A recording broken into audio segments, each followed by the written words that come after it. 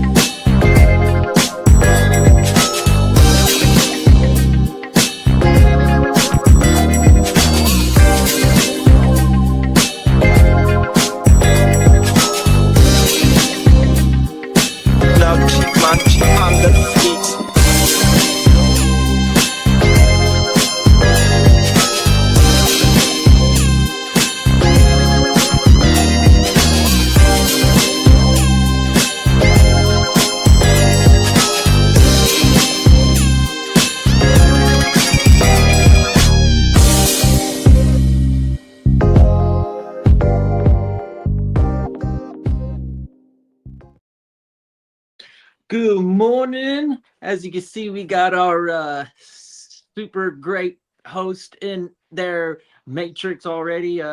We'll see him back, but welcome. It's Tuesday again. In fact, the man is back. Hey, you already testing the matrix out. Right? I thought, and it was funny because like it was glitching you in and out. Like my whole site was just black. I was like, oh no, are we on? I'm like, yeah. Am I sitting here just quiet? Hey, top of the board, we're back. Yeah. Yes, it'll be you and I, and Peacock is back here. He's probably going to be in and out. No, but it's me again. I'm here. Okay. That's unfortunate. So I removed his other one from the stream, and anytime there's any change on screen, Bogard gets affected somehow. So I have no idea, man. If I remove him like this, one of his things goes out. If I change the background, one of his things goes out. If I play a video, he gets put into the matrix. Damn, they're trying to get him to take that blue pill, right? Is it the blue pill that keeps you in the matrix? I think they're trying to tell him to stop using his mobile device. Or update it, because that's one of the cheat codes to keep your mobile device working somewhat, is to not update it with the new iOS and whatever. Yeah. So maybe his is just having all sorts of communication problems. Who knows? Yeah, it's weird. But yeah, back into the matrix he goes. Let's cross our fingers. You'll have better luck next time. I'm sure we'll see him shortly. But how you doing today, man? Doing well. Miggity Mac Daddy, no, we're not unemployed. I'm actually at work. Oh, no, I work at night. I'm actually drinking my beer. I've got a very odd hour, 11 o'clock at night to 7:30 in the morning. So, yeah. Yeah. And then Bogard's always working. Yeah. There's a way to make money. I'm always kind of like thinking of it. It's oh, yep, here we are. Yes. Okay. We're trying this again. Yes. We are back. Speaking of making money, I'm always with it too. Yeah, let's get the bag. Yep. In this economy, you got to have multiple sources. Yeah, I mean, crazy. we're from California, right? So like, and we're from some premier areas where, you know, the cost of living is up. So it's like, just based on that, like, you have to be having a bag, even if you're just renting in this motherfucker. You know what I mean? Like, so it breeds a different type of individual. New York's like that too, where they're just hella expensive. So it's going to breed a different type of hustler. You know what I mean? Like, motherfuckers going to have multi ways of getting the bag. And if not, you're working the job and thinking on what other thing you could do simultaneously. You know what I mean? Yep. Doesn't get any easier. Right. And it's like, why would we expect it to get any easier at this point? Everything's always probably just going to get more expensive.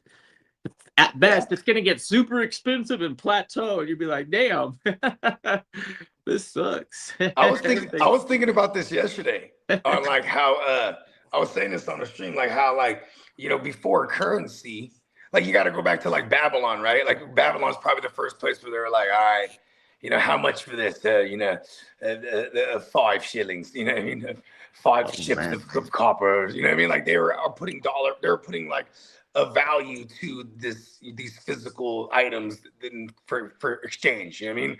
Currency. Because prior to that, it was like, what? Like, it's all bartering, you know what I mean? Or maybe not prior to that, but like, you know, outside of Babylon, you know what I mean? You go to the indigenous people. They go to the other tribes, like, listen, we got this. What y'all got? I got some moccasins. All right. You know what I mean? Boom, I got some teepees. Okay. You know what I mean? Maybe we could do something here. Make a little ooh-wop swap. You feel me?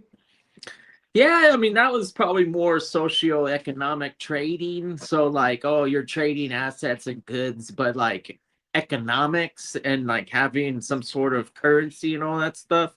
You might be right with the Babylonians. I'm not too sure how far back it goes to where like, oh, now instead of fucking being able to just be alive and working for the king gives me, like you said, 2 shillings a month. And I get to turn these shillings into something else, you know, whatever. Yeah. Not too long ago, I went through shout out to my man Prime One. He kept referring me to this book, The Richest Man in Babylon, and it's written by Napoleon Hill. And then before I got to that one, I went through a couple of his other books. I went through Outwitting the Devil. And then he wrote another book called Think and Grow Rich. And so I went through both of those before I tackled The Richest Man in Babylon. And it's basically a story about like, it's this dude, he makes tablets, clay tablets, right? And then like this rich dude comes in there and he's like, and then he has all these scriptures and he's like, I need copies of this. You know what I mean? And I need, just for my personal collection. And I need it overnight. I'll pay you extra shillings. You know what I mean? Overnight. He's like, shit, he's overnight. He's chiseling away. Right? He's whipping his tablet's ass, bro. He's chiseling away, working all night, working to the bone. And the fool comes through, he's like, and he tells him, and he didn't make it on time, right? But he says, hey, look, he says, the offer still stands. But he says, and he says something profound to him, you know what I mean, about like, how you put a dollar figure to your work ethic type of shit, right? So then the guy asked him, how did you get rich? And he said, you always got to keep some for yourself. You know what I mean? If I make 3, keeping 1 for me. You know what I mean? And just every time, keep a little piece. So he's like, he finishes this fucking tablet for the guy. He gets his extra little shillings. And then that's what started him on his way. Boom, 1 for me. You know what I mean? Because he's working for this other guy making the tablets, and he might get like maybe 1 or 2 a month or some shit. Now he got this extra one. You know what I mean? And then he just starts stacking up. You know what I'm saying? So now he's got all these copper chips, and now he's getting silver and gold chips, and you know what I mean? He was coming up. in the world. Get the dude's name in the book. Interesting book, though. We got somebody in the comments. What's up, Dennis? What up, Dennis? We got Brian. He wants to know where a safe spot to draft Mahomes and Rice would be. I'm thinking Rice after Lamb and just Jeddah's. Regarding Mahomes, I'm thinking after Herbert, Nix, and Caleb tier. Yeah, because you know what? In reality, I like Mahomes as much as I like Herbert this year. It's just we're gonna get Mahomes at a value, so don't just reach up and take Mahomes. Get the value. Let him fall past all those guys. Yeah, if he falls. If he falls, right? Because there might be someone else who just sees Patrick Mahomes and goes, yeah, Mahomes, name brand. Yeah, there's a good chance that if you have 12 actual football fans in your league, that it's probably not going to slip too far. And I'm not too sure Bo Nix. And I would take Mahomes over Bo Nix. Maybe, yeah, I'm taking Mahomes over Herbert. Caleb is really interesting because I want to see the youngsters kind of like. I want to see the youngsters also like get definitive roles because it is nice having the ability to have all those options. But chemistry, I want to see him get like in a rhythm and actually throw the ball enough to make a huge impact. Like for example, that team they do run a lot. Have the cake instead of. I always say, how does the saying go? Have the cake. With Mahomes, I think that they're gonna just throw the shit, dude. They're gonna have to. Yeah, like if you can't decide who to get out of all the receiving options, just have Caleb, right? Or in this case, he's talking about Mahomes and Rice as a stack, right? That's a very affordable stack you can get. Safe spot. My safe spot Rice would is be still like mid-second to late second, right? Like that's where he's going right now in a single QB. And it's like if you want to have these guys at value, then I am safer taking Rice past the third. That's not even hard. I mean, or even in the third, because I think that's where he's going. In a receiver-heavy like draft, because every draft's different, right? But say it's receiver-heavy, he's gonna go in that mid-second or third. That's usually like kind of our leagues, right? and we're talking single QB. And that's a little bit too early for me.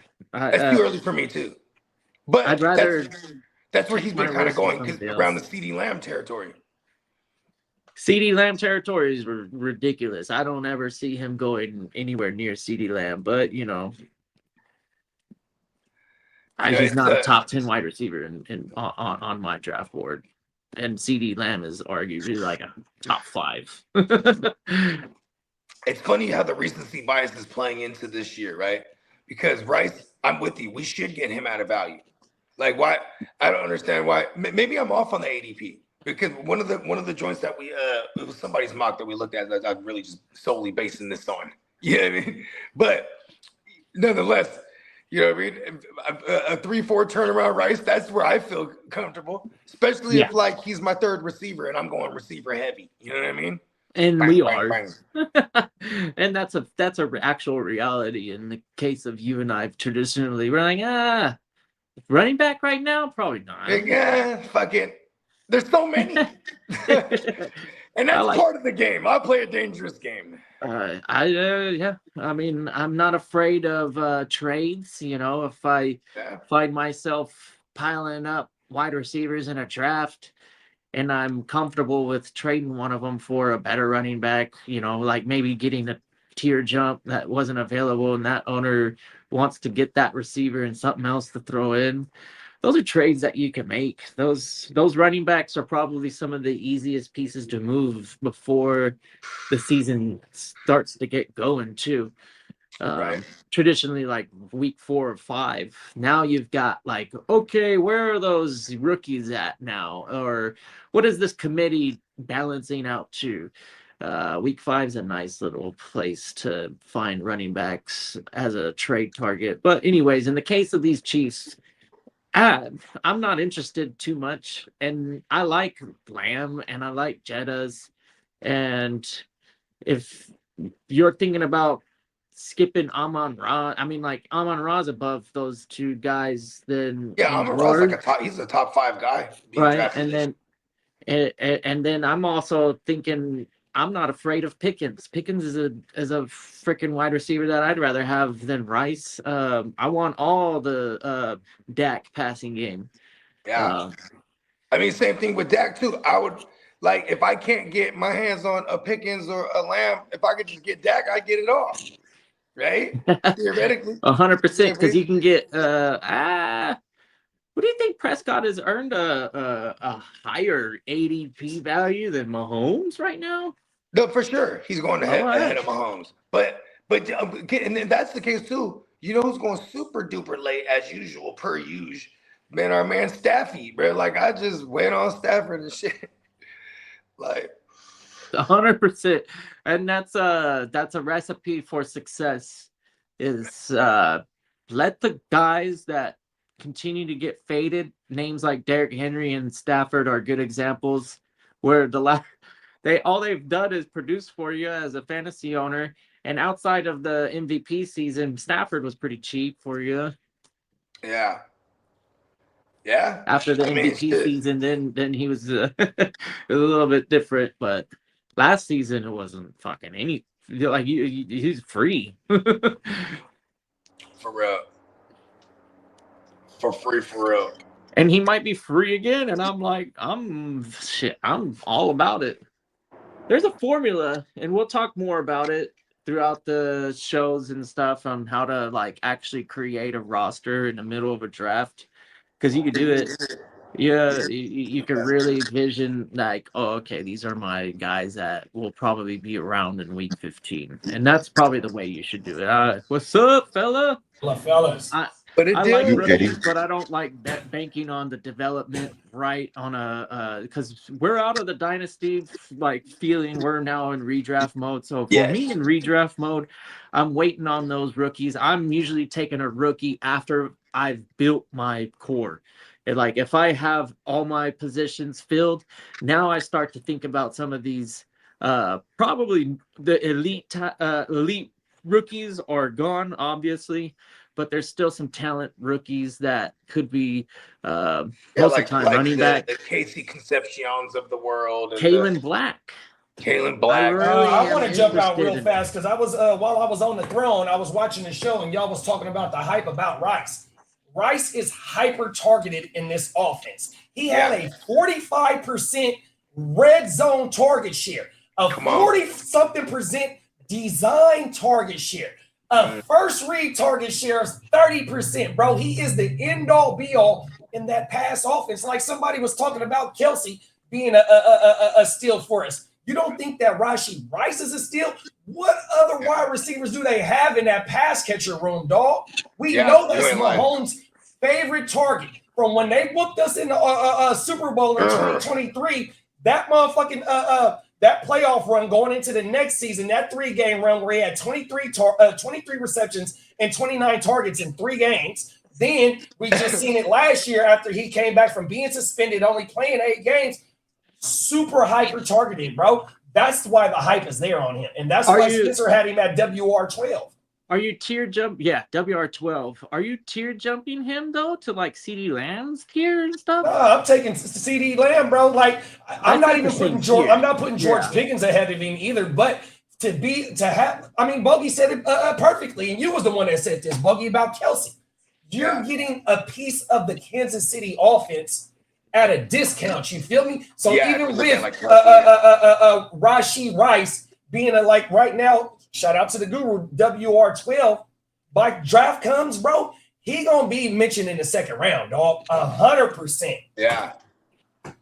Yeah. I mean, I got the shit written down right here where how super hyper targeted this dude was. And I still like my like third. Maybe I'll jump to like the middle or even the beginning of the third. If you start to convince me with the fact that he hasn't been distracted too much, and we'll go fucking see from there. Like I'm interested. to second round, I'm looking at the board at that moment, and I don't give a fuck about the Kansas City Chiefs. I'm like, okay, well, who's here? And I like George Pickens, and I like some of the other players, particularly because of. I think George Pickens he's like an early second round this year in the single QB. Man, his finish was too crazy last year. Here you go, right here, my game. He had a 54.8% design target share. He had a 28.7 target share, a 46.2 red zone target share, bro. He is the end-all, be-all in that offense. And if you go look at every season that he's played, he continues to do that for that offense, and they haven't brought nobody in. Only thing he needs to do, like Kitteh said, hopefully he's not too distracted. He done pissed dirty. Got his 90 days up out the way. Got his little reconstructive knee surgery. It's time to go, bro, because he the end-all, be-all, bro. 100%. Yeah, he's definitely. I'm definitely thinking about grabbing him in that third for sure. Somewhere. Brian, you need to tell us why you got Devontae over Pickens, because Jalen Hurts only throw the ball 25 times. Dak throw the ball almost 40 times a game. 36, 37 times a game, bro. That's more opportunity for GP. Are you with me? GP had 1,400 yards and 7 TDs. He might do that again, bro. We might not even see that out of Devontae this year. The neat thing about the Cowboys I'm picking Devontae Adams over George Pickens. That's a fact. Cowboys offense is so potent. Like there's a good chance that we're just looking at a handful of opportunities, and Dak is very savvy at finding those opportunities and striking when fucking love Dak. Bro, he will light you up if you allow him to have one of those guys on the outside be open. It's a nasty offense, and they still got the tight end coming back. And the running got a real running back now that can carry the workload. Yeah, I mean, like they got a complete offense. 100%. The line is really where they need to get a little bit better, and I don't know that they. Well, they got multiple first round picks on that. They line good. They just had in and outs last year. Just everybody, because that was part of the reason why I had you draft Javonte last year. And if y'all want to go, if you want to, let me do a shameless plug. Don't watch the motherfucking Javonte shit that I just dropped, bro, not too long ago. And it's gonna break down the offensive line over there, bro. Oh my man, he's still hit for 1,300 yards. Come on, 13 TDs. Oh my man. Yeah, so improvements over there on the line, as well as the production that the overall offense consistently provides. It's a nice team to put your money in, just like how the Lions and the Rams and hopefully the Texans get back there for a minute. It was looking like a lost cause for them, but I think that now that Tank Dell is strengthening up, that's gonna really open up everybody else's work. I think the only defense that can stop the Cowboys is their in-state rival. There's no other defense in the league that can shut them down, dog. On paper right now. Talk your shit. Recency bias. We've seen what Houston is doing to people.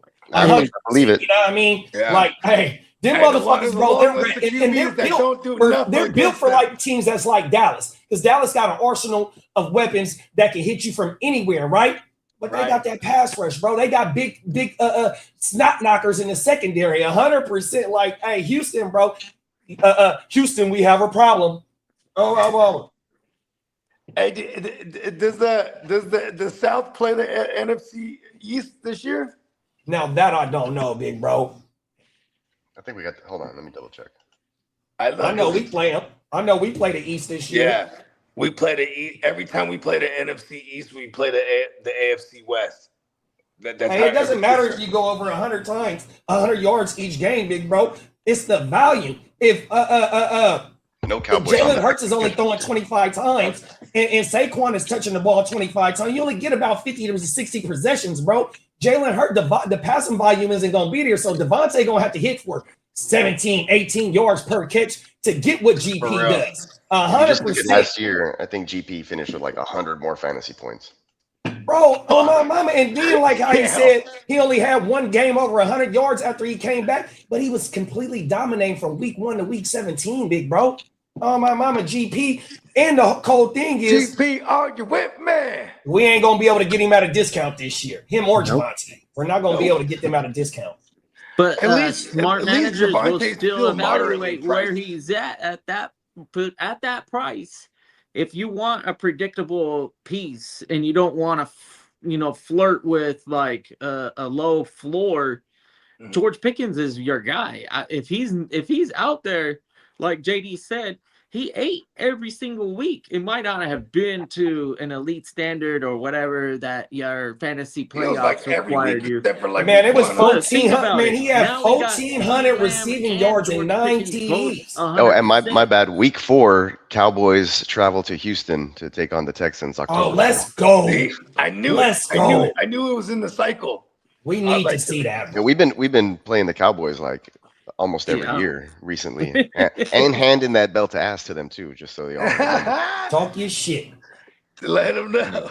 It's been a while since the Cowboys have beaten the Texans, bro. We love them in fantasy, hate them in reality. George Pickens had 144 in week 11, 146 week 12, 130 in week 16. Oh, he helped you win your shit or get to the ship. Word. Week 11, only 78 yards. Like, bro, that motherfucker was doing his thing. He had a dud in week 14. He had a dud in week 15. Yeah, and recency bias. If you had him as an owner or whatever, I got lucky because you did get him at a discount. So the teams that I had him on, he was likely my third receiver or something like that. Because that's just how I am. I go wide receiver heavy. Yeah, I think I took Rashee Rice in my AOB draft ahead of George Pickens because they was both on my championship team. I drafted him. I didn't get to use Rashee though last year. Rashee still got a ring though. This year. Pickens ain't Come on now. This year. Come on now. Holy shit. Yeah, he was number 3 in red zone targets. And that's another thing about George Pickens. We seen George Pickens take a 5-yard slant to the house last year. He's the route tree is like ridiculous. 100%, like, oh my goodness. He was waiting to erupt last year. 93 receptions. He finally got a consistent QB throwing him the ball. Like, remember, George Pickens came through right after the Ben Roethlisberger era. Excuse me, Roethlisberger. He just he's pretty smooth out there with the body control, and then obviously he had an issue with the drops, but I don't know. Last season was a nice pick me up on a fantasy manager's plate. I was like, okay, this is what we were drafting out of the rookie drafts for. Pickens was shout out to Brian. Mama. Brian gave us the top points right there. He had a question. We said, said he'd rather have Devontae late second round, early third. I ain't mad at that, big bro. Yeah, he is the number 1 over there, but they got also they brought in Wicks, they brought in Stowers, they brought in Lemon, they brought in Hollywood Brown. That's 4 new wide receivers right there. And you still have Hurts as and a they quarterback. drafted Lemon and still got Hurts specifically. All around too often. Don't forget about glass chin Dallas Goedert. Right. Yeah, and that's probably the best target right now in your waiver. I want everybody to remember how bad. Everybody remember last year how bad that offensive line was. Y'all remember how bad that was? They don't got Kelsey, so it was just like it was terrible. Different. So it's like if they could turn that around in one season, maybe we have an argument here. But I'm not fucking with no Devontae Smith in that range. If they can run strong with Saquon again, right? Then yeah, sure, maybe your play action downfield with Devonta, but it's just it's an uphill battle. Let those plays develop too for Devontae down the field. Like if that pressure's coming, it is going to be glass jaw Goddard. You know what I mean?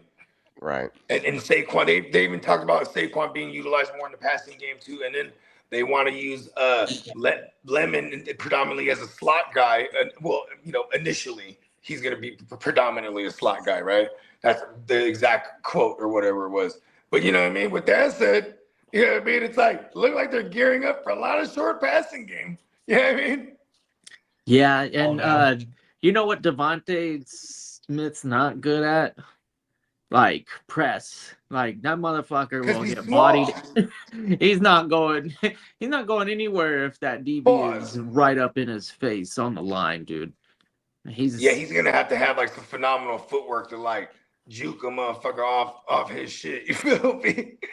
Cause like, yeah, you're right. I didn't think of that. They got to get him in a rub route. Pause. Yeah, it's pretty easily to defend bring him wide 180-pound wide receiver who's the only target on the team. You're like, oh, easy. He Pick the biggest dude. He did gain like 20 pounds in his career, huh?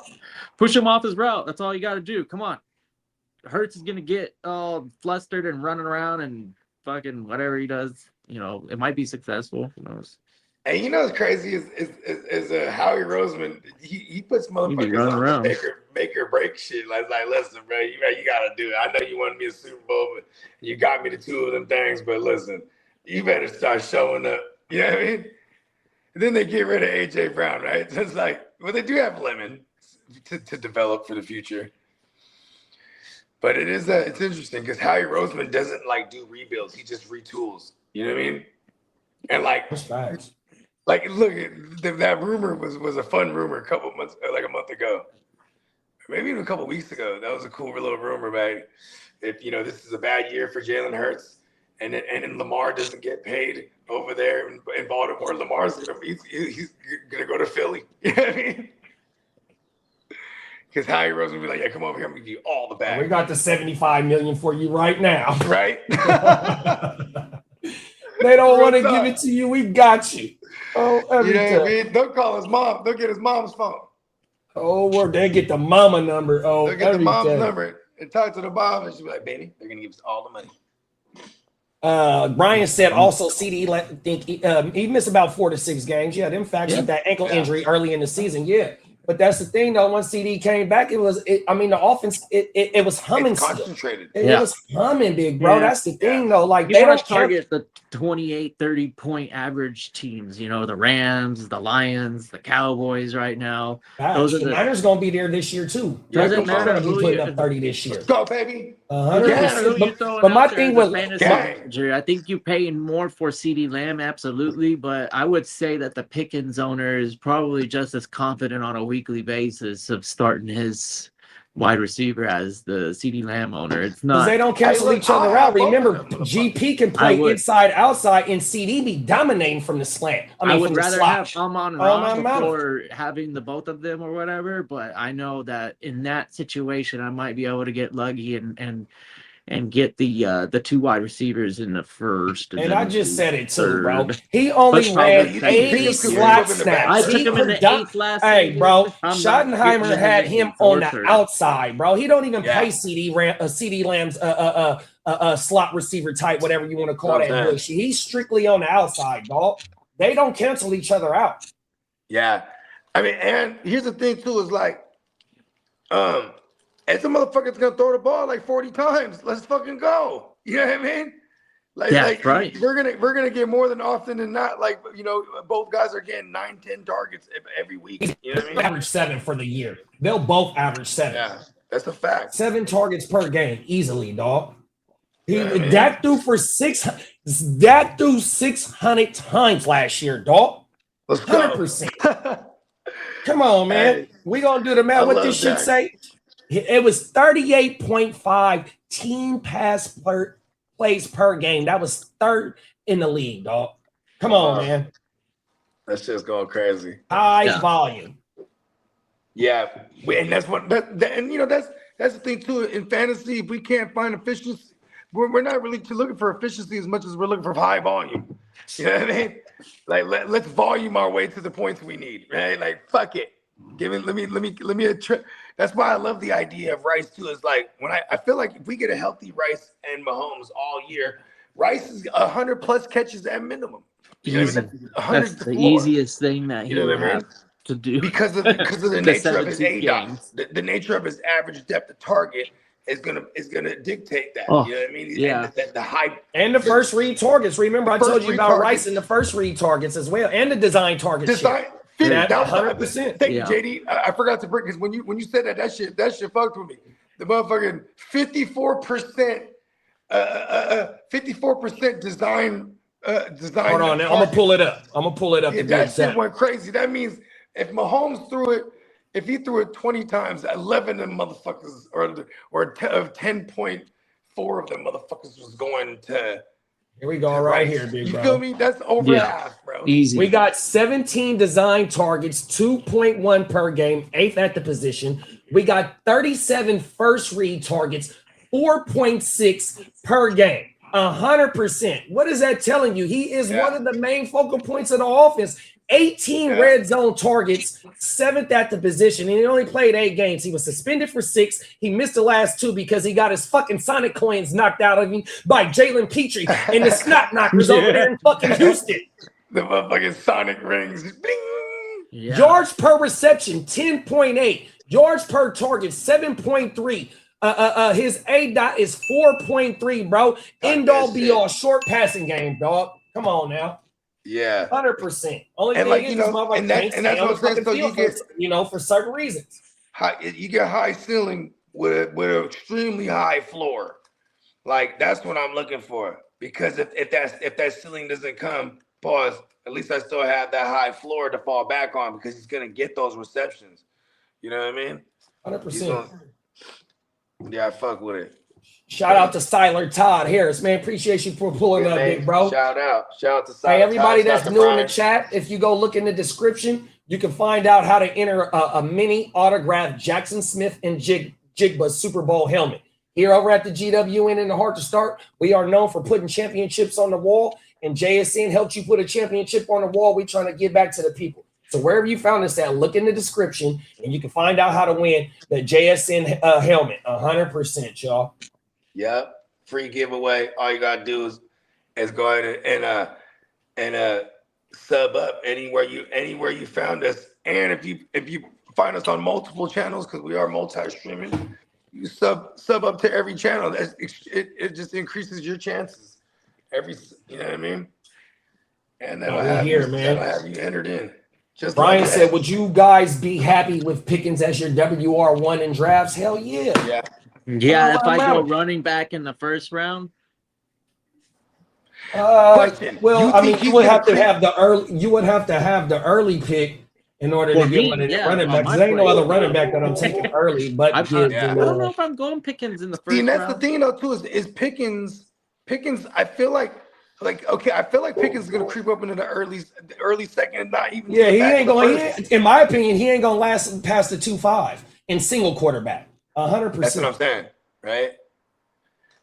Yeah, I play. Yeah, and I'm okay with that. But super flex. I always think about the super flex. I mean, honestly, like I'll take him at the back end of the first round in the super flex. Fuck yeah. It's either him or Rice. It's either him, Rice. What other receiver at the back end? I just put this up in the comments. Sorry to interrupt, but with Lamb in the huddle, Pickens averaged 15 fantasy points per game versus 24 with him out. So if you want to put those into two different contexts, you want to do the whole season with Lamb in the lineup, Pickens still would have been wide receiver 11 in fantasy points per game. Yeah, and that's why I feel like they need to change the game right now. I'm not done. Make Cowboys get 2 freaking wide receivers that make like 35 with Lamb out, though. With Lamb out, Pickens would have been the wide receiver 1 in fantasy points per game. And you know what else, too, Peacock? You know what else, too, Peacock? That motherfucker playing on a franchise tag. He wants to get the JSN number, bro. 1,400 yards and 9 TDs. Give me the bag. He's trying to break the bank, dog. And you got Puka trying to get paid this year. Him and Puka finna be battling this year. Oh, I'm finna outdo you. No, I'm outdoing you this week, bro. Fuck that. I need the bigger bag. Oh. Yeah. I ain't mad at that. Oh, man. I hope I hope all these people start to just get real hyped on their running back picks in the first round, because I'm gonna be very happy taking one of these wide receivers. This season's crop in the first round is looking mighty nice. Yeah. Shout out to Ryan, man. Ryan asked a question, y'all. We got a fantasy question. What up, Ryan? Ryan said, at the 102 or the 106 10-man PPR, what pick would you rather have? In a 10-man, 106. 10-man PPR. Well, yeah, I'll take the 6. Give me the 2, because I either get Bijan or Gibbs. I'm not mad at that too, but also because the reason I'm taking the 6 because I have a quick run to swing around, and I'm always going to be in the same spot basically. You know what I mean? I'd be winning a lot in the middles. So like if I win leagues, it's because I'm like in the middle of the drafts. Typically, I get to balance it. I get to control like the flow a little bit better. I don't have to like snap off like weird decisions because I'm on the bookends. I just like the 106. I like last year in both of my live drafts. So in the West Side, I had the 114. In the LB, I had the 104 and got Gibbs and got Say Brown 100%. And y'all know my motto. I'm not fucking with them tight ends, and I'm not fucking with the running backs. So for me to get the 104 and get Gibbs out the way, 100%, you know what I mean, and just built completely my team out, I'm not mad at the 104. How did Gibbs and then at the 114, I don't mind waiting because I'm doubling up 100%, and I get the zigzag from what the rest of the league is doing because I control that. I'm at the back end, so I'm starting off the next round. You're going to have to follow what the fuck I'm doing. And you know what's crazy, bro? You know why I always say like, I'll take the 6 also because, like, I hate being where I'm like, fuck, this pick at the 102 makes me need to take this person because everyone else says you got to take the running backs, right? Because it's like, normally I'll just be there and be like, all right, fuck it. Taking whatever receiver I want. You know what I mean? Yep. And I'm like, and then I regret it. Like, damn, I when I have a shot at the – so I guess this year, if it's – like even with taking Josh Allen in a super flex, it's like, man, just take Josh Allen if he's there. Like but I never get high picks, which I love because I'd rather be at the back end. Pause. and shout out to all the homies in our leagues that take them quarterbacks early in the motherfucking super flex drafts because you make it a whole lot easier on me. Please keep it. 100%. Motherfuckers be having 5 quarterbacks go in the first round, dog. Are you fucking serious? You know, Josh Allen is Josh Allen is at the end of the first round. Or something like that, you know. Well, I'm just saying, like, if I'm talking about if I have the decision, like I have a top 3 pick, and then like no matter what, if I'm 1 or 2 or 3, if Josh Allen's there in a suplex, it's usually not a bad move. You know what I mean? I'm saying though, I got the runner up to the MVP in like the 6th round, dog. That motherfucker almost had a 5,000-yard season in Drake May. Ain't no way in the world I need to take a quarterback in the first round, bro. It's neat though because Allen is an anomaly. He's pretty much guaranteed first or second finisher for the last. I don't care, years. Bro. Hey, Kitteh, you've been saying that you're taking 5 straight wide receivers. If you get hold on. If you get a top 3 pick, 4 pick in the West Side this year, you mean you're telling me you're going to pass on Josh Allen then? Absolutely. There it is. I don't want to hear that shit. Oh, man. Fuck Josh Allen in his number 1 or number 2 finish for the last 6 years. Bro, pass him. Pass on him. I just respectfully consider the way that I play fantasy football in the leagues that I'm in, the bogey leagues. They're very, very flex heavy. Yeah. And there's a certain value that I have on a bench, and going skill position shit like first 7-8 rounds isn't out of the question, but definitely the first 6. And then you know, depending on how the flow of the quarterbacks, I'm not mad at some of the cheaper names, like especially when you start to see Stafford fall, and that's the main thing. If you're seeing a value.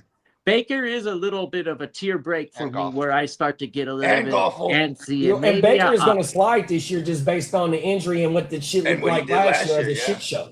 100%. But we all got to remember in 2024, Baker almost had a 5,000-yard season, and it was just ugly last year. So he's definitely a bounce back shawty this year. He definitely has a chance to bounce back.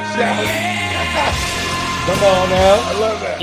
I'm trying to tell you, we got to find the values in these later rounds. That way, like I said, bro, we want to build a roster from top to bottom. So I'm not investing in no quarterback or no tight end early in the draft. And if I'm later in the draft, yes, I'm skipping running backs unless it's CMC. That's the only running back in the back end of the first round that I'm considering taking, depending on what wide receivers is there.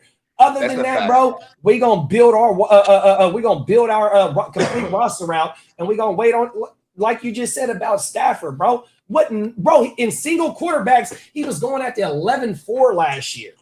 That's crazy. He threw 48 TDs and almost 5 thou-wow, dog.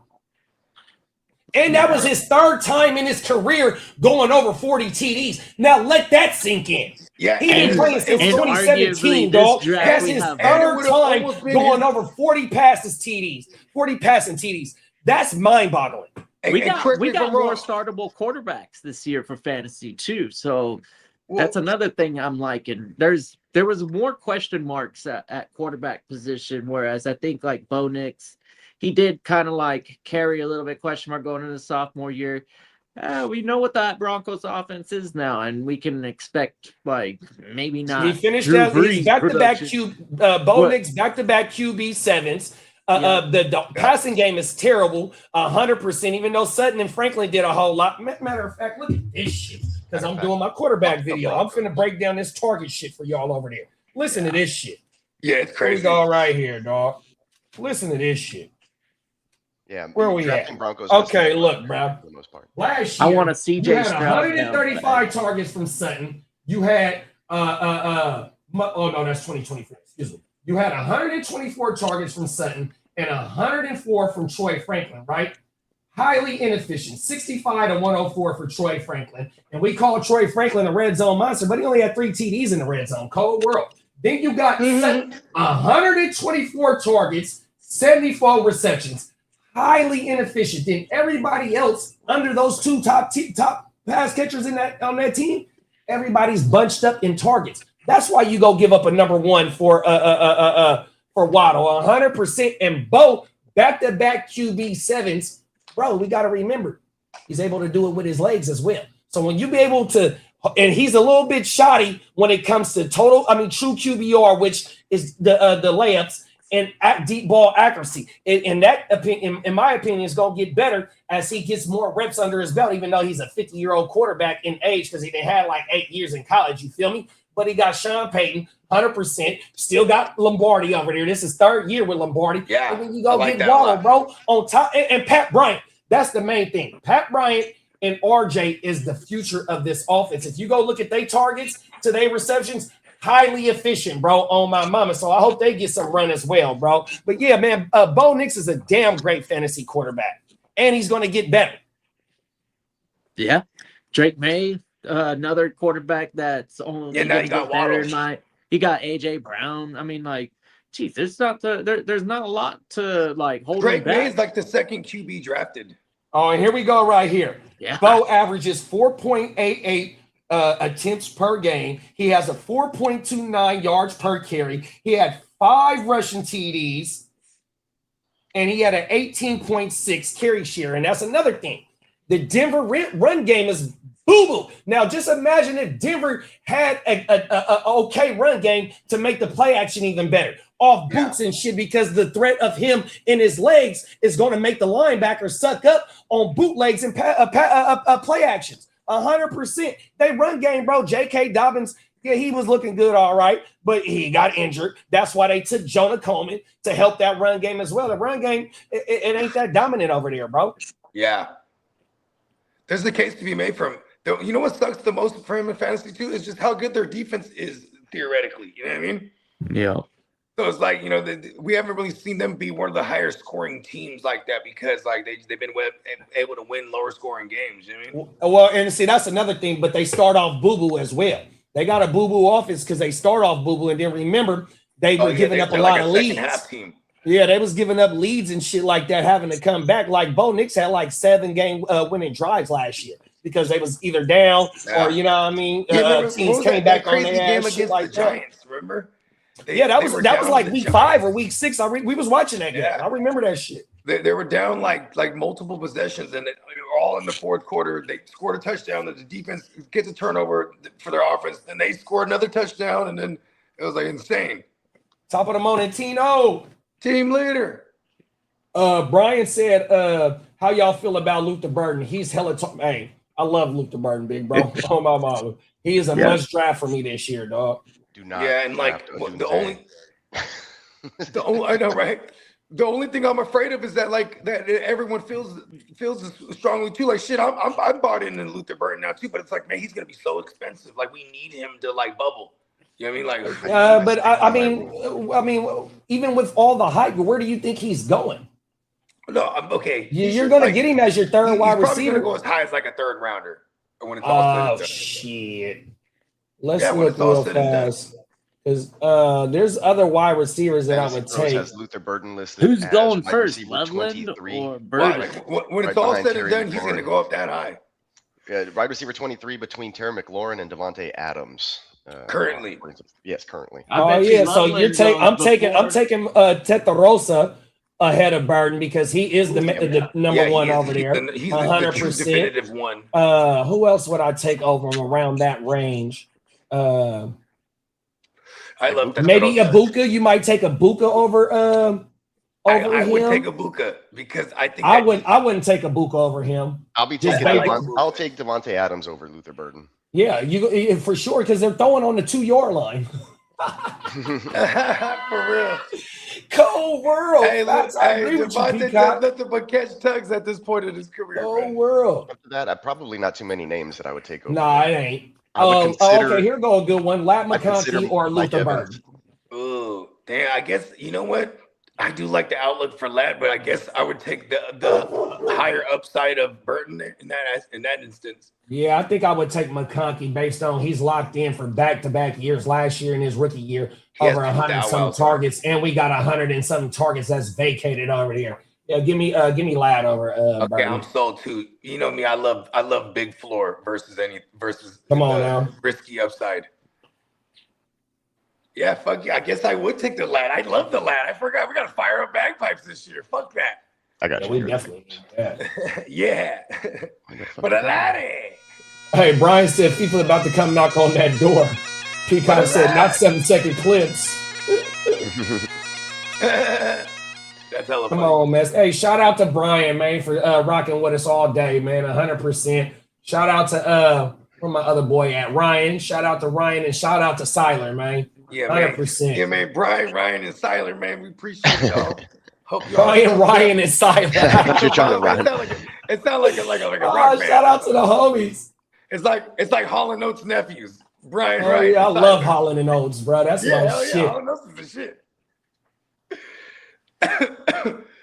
Brian said McConkey and Ibuka for sure over Burton. I ain't mad at that.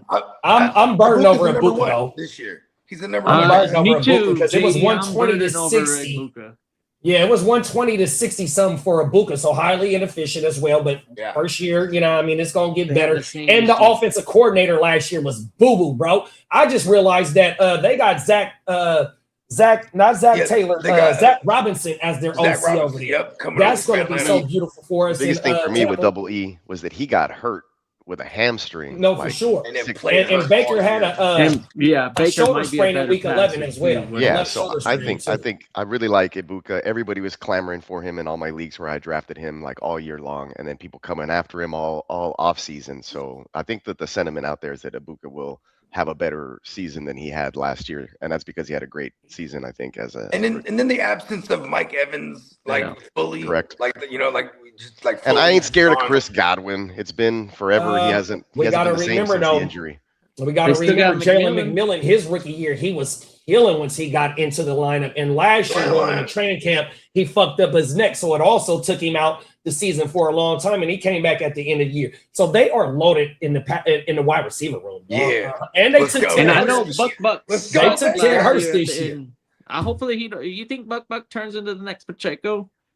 No, Buck would be back, bro. Buck is not. I'm not afraid of him, and we're going to get him as a late round thing as well because he has him and Rashad. Remember, 2 years ago finished in the top 24, and they both had 50 targets, 60 targets. They had like 8 pass catchers with over 50 targets in 2024. That's why we got almost a 5,000 yard season out of Baker.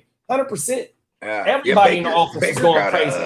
He got a 25% target market share as a career stat as far as targeting the running back position. So, 25% of the time he's throwing out a running back. That's pretty. And another thing of investment to the running backs is Kenneth Gainwell. He had 875 receptions last year, dog. We know, like how Bogey just said, what Baker like to do with them running backs. Hey, bro, we just seen two top 24 running backs in that backfield not too long ago with Coach Liam Cohen. And both Baker is known to get OCs paid. Remember, he lost Liam Cohen and he lost the year before that. Forgive me. Canales. Baker is getting OCs paid, bro. Facts. Right. And that OC that they had last year, that was his first time ever calling plays. He's been a career passing game coordinator, shit like that. That's why Todd Bowles on the hot seat, because you hired within, bro. That motherfucker was a first time play caller that couldn't do shit for Baker. Get your ass out of here. At the buzzer. And you know what's crazy to me too? He could have fucked around and he could have fucked around and made a push for like a McDaniels early. You know what I mean? Like, where was that? They just went and hired Zach Robinson real quick. But I guess Zach Robinson did come from the McVay tree, and they did have success with Combs, who was with McVay for prior to coming to Tampa. Maybe they're trying to recapture that. You know what I mean?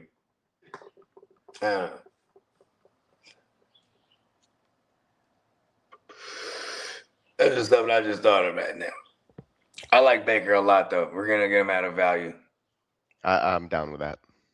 Yeah, because there's certain things that like for example, I don't ever have the high end running backs. I don't ever have the high end QBs, and I always think, why did I take Gibbs or why did I just take Josh Allen there, right? But it's because it's like it's a safer way to build. I feel, you know what I mean. And it's this quarter to the ratio. There's 32 starting quarterbacks. It's like, okay. See, the 14 team, that one's fun because it's like, all right, it's choosing when to pull the trigger is part of the game too. You know what I mean? Yeah, especially if you got a lot of people that are just all idling, just waiting, letting all the QBs fall. You know what I'm saying? And then at one point, it just goes, it's a frenzy later. You know what I mean? Yeah, that's when the runs start to happen. Right. I'm cool with like a mid-range guy, and then we'll just maybe I'll have a strong enough flex to where I don't have to go QB all the time. And then some people feel forced to have that third QB. And I don't know. It's just strategy. It just depends on how you feel. And that's why we all need to wear UFC gloves. UFC gloves? Gloves. Oh, gloves. Yeah. Just think of the 3 ounce gloves. It doesn't have to be UFC. Gloves, just sparring. I was like, no, I don't care what they wear. Sparring gloves. I don't know what that means. Wear them UFC clothes. I throw my little tiny whitey, whatever the fuck that thing is. That's the fuck you talking about, Bogey? No, but you know about the little 2 ounce or 3 ounce joints or whatever they are. They're 2.5 ounce or whatever. The fucking, you know what I mean, with the fingers cut out. Yeah. I might buy like a box. Man, we got Papa G in the building. What's up, Papa Guru? Papa Guru. Me and Papa Guru was rocking for a minute last night. Oh my God. I was watching all the way to the end. Come on now. Tino said Luther or Rome. Which one y'all picking in the offense? Well, if I had to choose, if I'm just going value, it's Rome because I still have a piece of that offense and I get them later, and I'm still a Rome truther. You know what I mean? Come on now. I'm going. There's no reason why anybody shouldn't be a Rome truther. If you go look at what he did for like the first 7 weeks, bro, he was the alpha over there, 100%. They still had DJ Moore over there. But like, Brody was really killing, bro. 100. I didn't drop DJ Moore in AOB till like week 15, the second week of the playoffs or the first week of the playoffs. 100%. Like he dropped him like a landmine. Yeah, right. I mean, because he was hurt. Well, because he was battling with that. Oh, okay. He had like a fracture in his foot or something like that. He was dealing with for after week 8, week 9, or some shit like that. Yeah, and that is why I ain't fucking with him this coming year. I don't touch wide receivers. I don't touch wide receivers dealing with foot injuries that happened mid to late the year prior. Like, he's going to be off to a slow start. It might be the same shit. He could get re-injured. Like, no thanks. I'd rather not draft him. I'll go somewhere else. Yeah, because especially the wide receivers, there's so many good ones. It's not hard for me to just wipe 5 of them in the first 5 rounds. Yeah, man, bro. Like, shit happened to me my senior year. I had a bad ankle going into from the off season, messed up from basketball. It took me like a whole 2 months just to kind of get going again, and then by the time I did, season was fucking over. Come on. Like those shits linger. They linger. And that's why these players need to use peptides. Allegedly. Rome is considered. Hey, you know what? Costco got peptides. Yeah. I seen that right when you walk in the door. I seen something. I forgot exactly what it was, but that bitch said peptides on it, and I thought about your motherfucking ass. Real talk. And Brian says it right there. It says Rome actually said it himself during the offseason. He wouldn't be back to 100 after his recent injury. Oh, world, bro. And that was suffering like week 7 or week 8, bro, last year. And he tried to come back, and then they finally sat his ass. And also, oh shit! Did we just got another Egypt goal, baby? 2-0. Wow, Argentina. See you later, bitches. Bye, Messi. Yes. Wow. Here we go. I'm all about Salah. Let's go, Egypt. Oh, you know what? Let's see if we can do this, Peacock. Egypt? I got so right now I have the star player cam. The pyramid's gonna be going crazy. And we won't get I was gonna try and put an overlay on that as well. Oh, just to give it a little bit more definition of we ain't fucking with y'all. Oh, hold up, I got you. I can edit it. Oh, that's federal, bro. Right. And shout out to everybody that's in the chat. We have been going live for the World Cup games. I don't know who's playing tomorrow when the round of 8 start, but we, even though that America is gone, we are not done. We got an England fan that's still on, still in it, and we Let's do go Norway. Let's go Norway. Fuck England. My ancestors are from England. Fuck England, bro. Come on now. My ancestors are also from Mexico, so I embrace that side a little bit more. On my mom's side, the great grandpa, actually, I think he might even just be my mom's grandpa, so it's only a couple generations removed. But he's from he was a Caucasian dude from South Britain. South British or something like South Britain or something like that. South British. As much as I want to do the 23andMe, it's not gonna happen. Hey, my sister did that shit. So and we have the same parents. My parents are about 70. I'll just tell them both to do it. Right. Everything. Let us be known what y'all got. And so I looked at all that shit. That's how I found out a bunch of shit. Like, oh shit. Okay, cool. Because we gotta be. We have the same family tree. You know what I mean? Same parents. So South Wales. I'm like, I'm never putting my genetic code. But see, that even means that they got my genetic code just based on that. Wales is part of the UK. It's not necessarily part of England. It's in a whole other country. But anyway. Marco said he don't think nobody playing tomorrow. So I know they said, shout out to Soundwave. Nick let us know that England play on Saturday. So I don't know exactly when that shit's, but we will be going live for the round of 8, the round of 4. We might probably do both. If them games is one day, the round of 4 is all on the same day. We'll do that shit like a wakey game, not a wakey game, but the grit don't quit. Right. Like people been showing up. Like we've been getting a lot of people from different countries when we do the World Cup shit. Hey, I'm tapping in from South Africa. Oh, I'm from over here. Wooty woo. Right. Oh, you all over the world, bro. Shout out to Soundwave. Oh my mother. Brian said France is winning it all. Don't they play today too? Or they don't play today? Oh no, we just seen them play. That was 4th of July. They played 4th of July. The fix is in, guys. They just took the goal away from Egypt. What? 1-0, yeah. There's no way that Ronaldo and Messi can go out in the round of 16. Uh-oh. What are we going to watch for? For real. We watching for the Brits? Oh no. Fucking hottie kind. The Brits are going to do it. They're going to take it. Oh, world. That'd be funny if they took the World Cup in America. Huh. How ironic would that be? Believe in us. Right. It's like, hold on. Y'all lost the Revolutionary War, all right? Hey, shout out to Gonzalo Ramirez. He said, who's y'all's team? Here, let me show my camera. Let me put my camera on here, baby. You see right there what my team is. It's not a game, boy. 100%. Shout out to Gonzalo. Where's Bones at? You see Bones back there? Yeah, man. Bones is the 12th man of the Niners. Right? Oh, my mama. He's the spirit of the night of Niners past. Oh, my mama. You know what? I emailed myself Lee's the scriptures show sheet. I could pull that bitch up and we could do the news. Did y'all do it already? No. We could rock it. We just shooting shit. Let me see. Okay, let me copy. Answer some fantasy questions, you know what I mean? Damn it. Okay. Yeah, shout out to our guy Lee, ear to the streets, you know what I mean? To the ear to the street. Family biz, you know what I mean? You know what I mean? Thoughts and prayers out to them, you know what I mean? 100%. And he said he'll be back Friday. You know what I mean? I'm pretty sure he'd be fully charged up. You know what I mean? I'm charged up.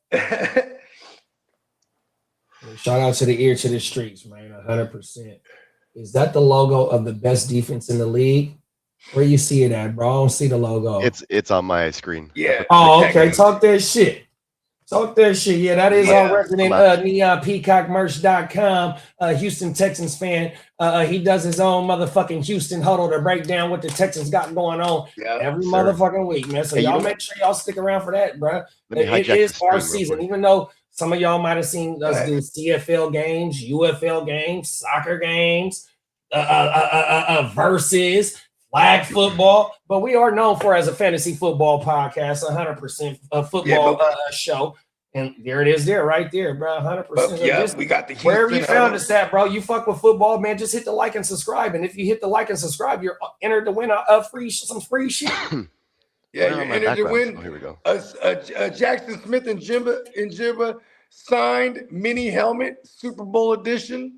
You know what I mean? Fully authenticated. This shit, you know what I mean? All anyone has to do is sub up, and we are multi-streaming. So if you find us on the Gen Wealth Net, or if you find us on the Heart to Start or Neon Peacock, you know what I mean? I would suggest go ahead and sub up to all of them, because then, you know what I mean? No matter what, you sub up and you entered. Give us 4 free entries. Higher your chances. Facts. 4 free entries. Oh, my God. Fuck it. Come on now. Well, the easiest way. It's been a minute. Where's my 30-second H-Town huddle intro? Let's just get a little. Oh, that shit. It's been a minute. Yeah, run that giant. Where is it? Hold on. I got to go to videos. Oh, here we go.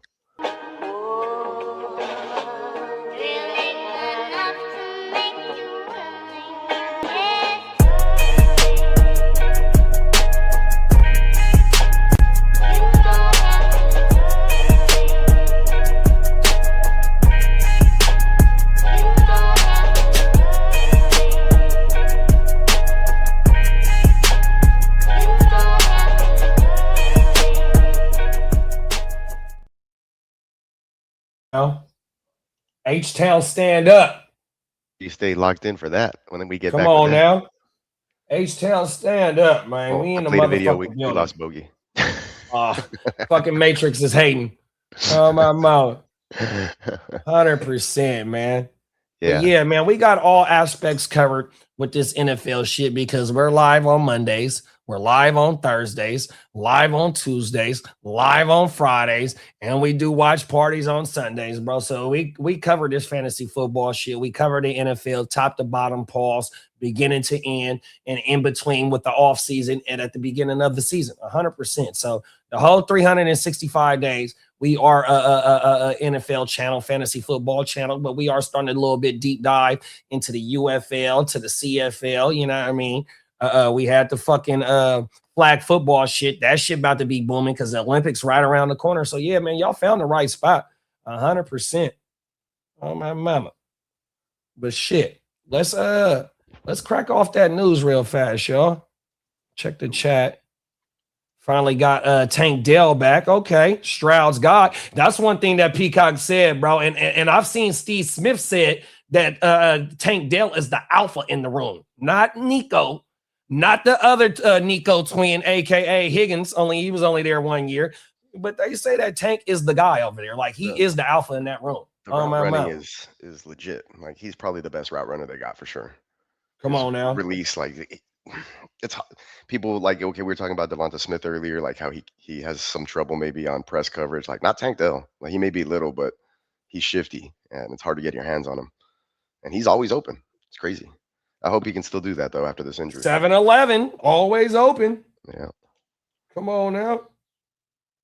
Yeah, them motherfuckers, like, they're loaded everywhere, like from top to bottom on both sides of the ball. Only thing that, and it shows you with the offseason how they attacked the offensive line, how they brought in the wide receiver, the running back, went and snatched him up out of Detroit, and he still got tread left on the tires.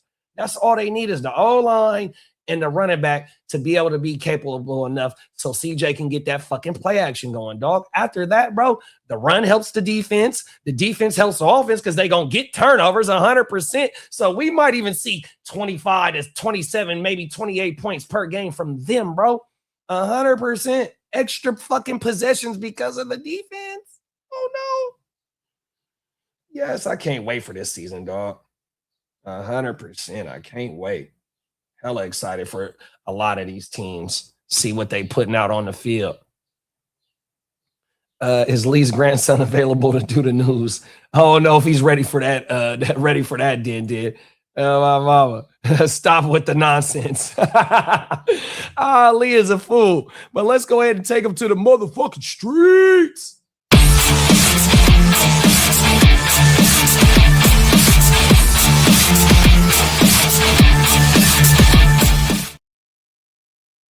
Shout out to our man Ear to the motherfucking streets. He got the show sheet ready for us so we wouldn't miss a beat. 100%. You know what I mean? Big bro stay working. I think he sent me this shit last night while we was watching the game, yo. 100%. So the first place we going to, that's what we think about T-Law, Nick. You asked, bro. You asked. Nick that's what we think about it. Nick doesn't realize it's a fucking blonde wig that I have absolute power on this show. Don't ask questions you don't want answers to, Nick. Oh my goodness. The first part we gonna take them to is look at all these rumors surrounding me every day. I need some time to get away. Let's get into these rumors, y'all. Yeah. Where is it at?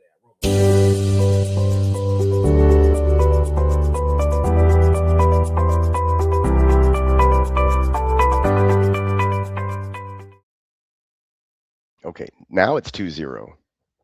Egypt. Let's go. Damn it, my shit's still mute. Uh-oh, that don't sound good right there. Yeah, now one goat just went down yesterday, not another goat going down today. Nothing to cheer for, no mo. Come on now. Holland. Let's go, Norway. First rumor is Cincinnati Bengals are linked to Saints running back Alvin Kamara. Will that hurt our Chase Brown shares, or will it help alleviate a little bit of Chase Brown to where Chase Brown can be fresh for the end of the season? They play the same type of role. They are PPR backs.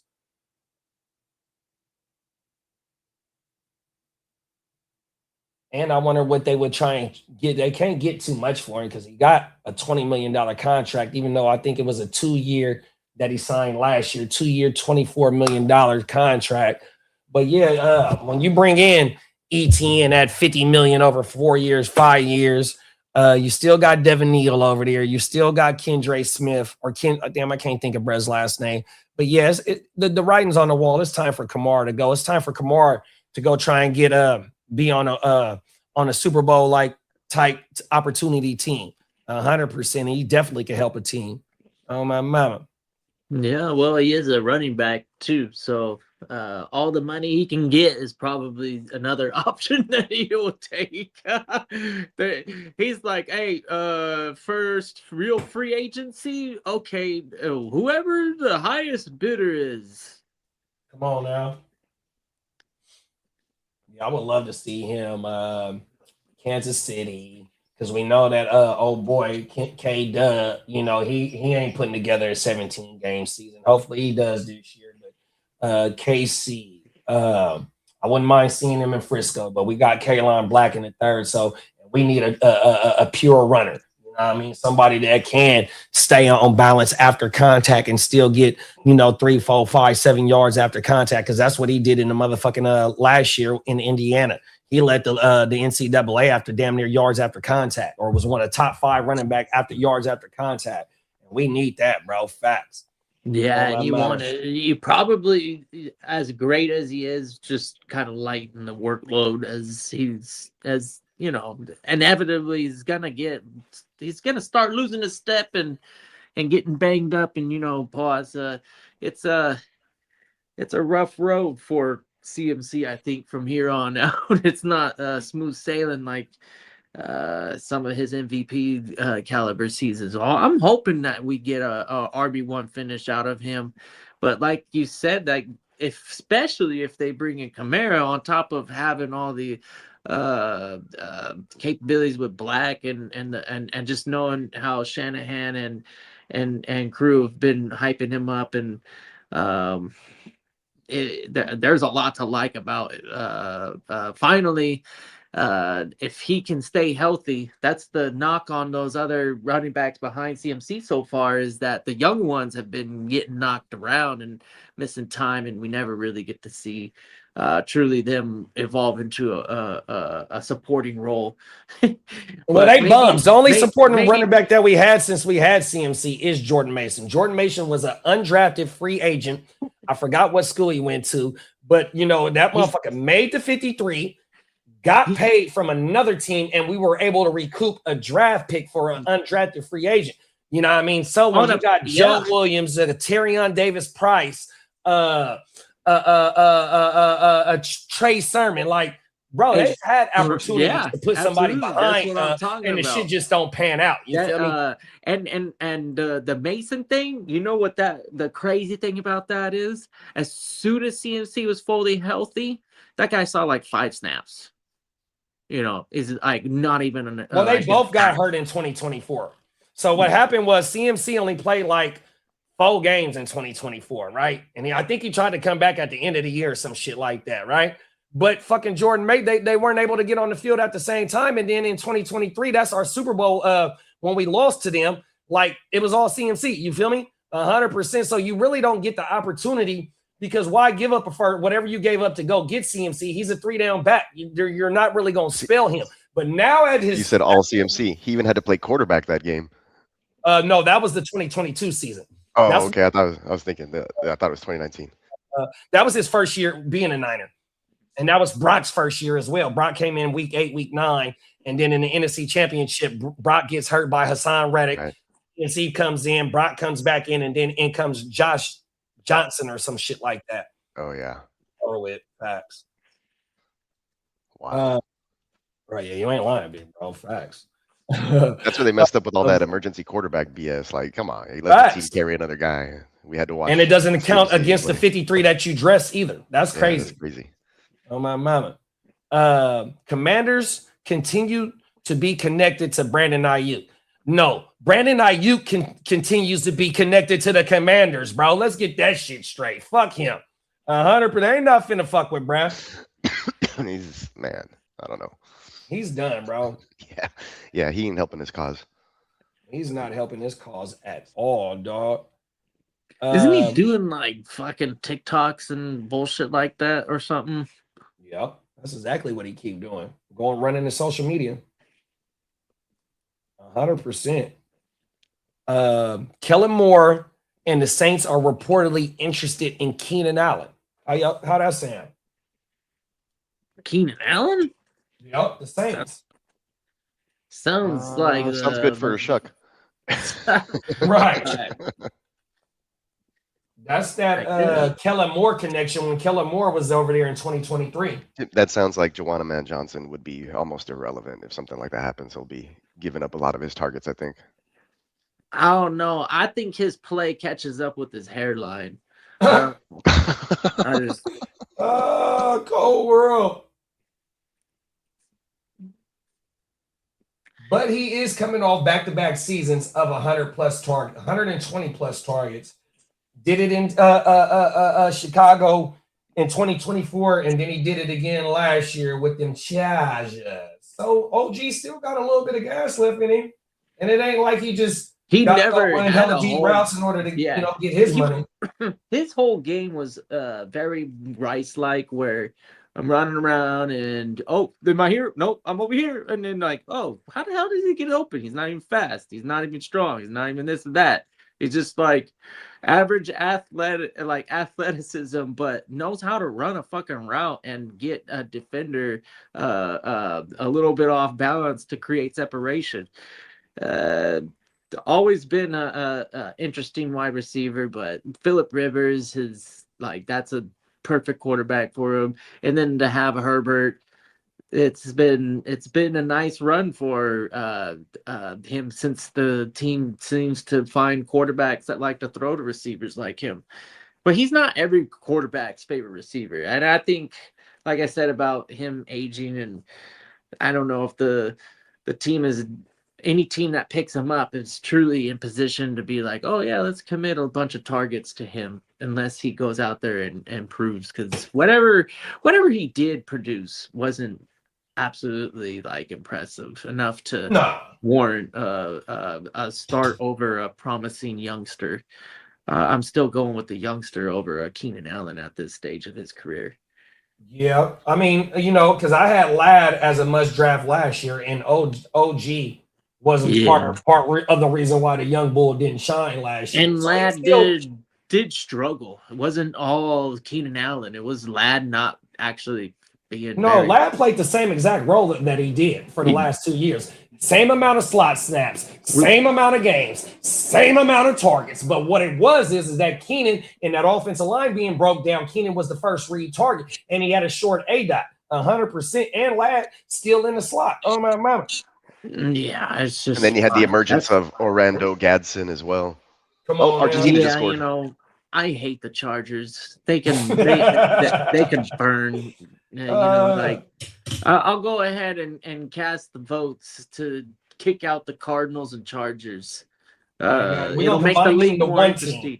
Let's go ahead, or maybe make them one team. Yeah, we're gonna make them one team across the pond, and then we only gonna get one expansion team. Yeah, I don't know. Fuck that. Yeah, we don't need them no more. Come on now. Next up, Vikings could still add another wide receiver despite signing Jawan Jennings.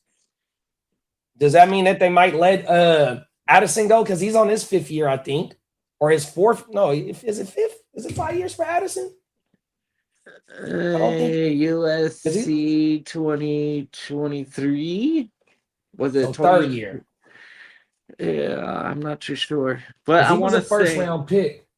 Yep, and he won the year before. He won that award. The Fred Biletnikoff. He won it in was it the Fred Biletnikoff that he won? I think he was sophomore in the other school before. Yeah, it was at Pittsburgh. He won it in Pittsburgh, the Fred Biletnikoff award. Then he transferred to USC, and he was with Caleb, and he put up, I want to say, like 75 receptions in USC that last year. He was with Caleb. Lee, you're funny. The beloved Jets are not in the fucking same category of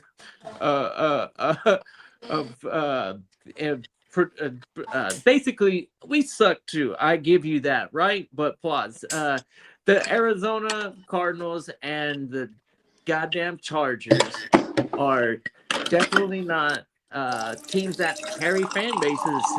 Jets, I guarantee you, if the Jets win the Super Bowl, New York will fucking look crazy, just like Mexico City would have if, like, World Cup.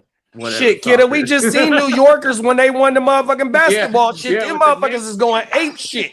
Don't let the Jets or the Giants win the Super Bowl in the same year. Had their opportunities. Trust me, the Jets are boiling. They're gonna create havoc. That city will definitely show out. There's no comparison. LA ain't gonna do shit for the Chargers, and the Cardinals. I mean, let's be honest, that's a bandwagon, and it's too hot to go outside anyways. Granted, it's February. That's the only month of the year in Arizona where you can go out and not die.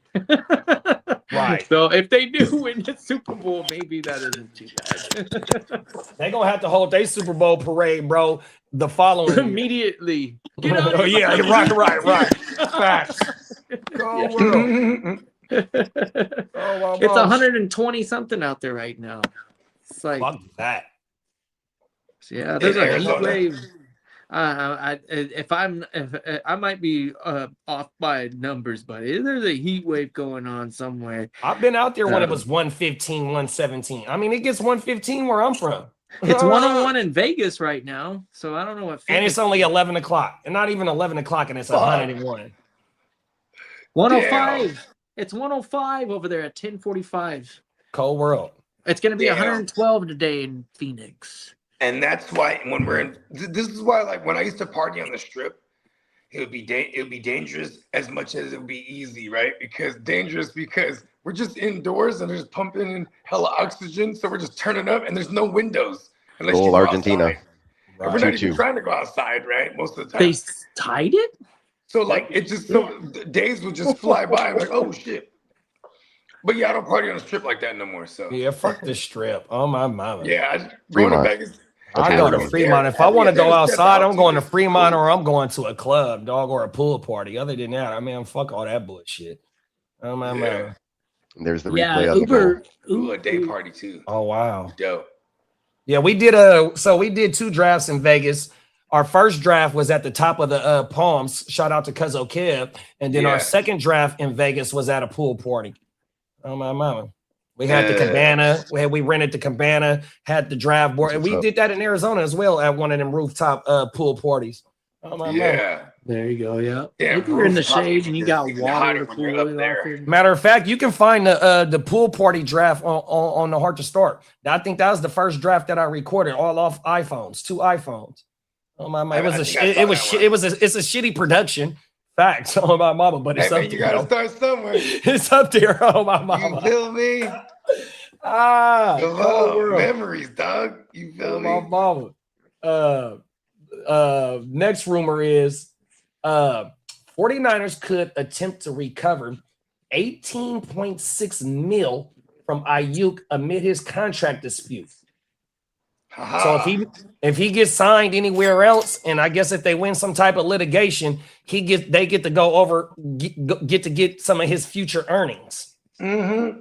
Give me the money back. Right. Give me the money back. That's some cold work, right? What did he do? Gave me the money and give me those tennis chains too. Right. To Bogard.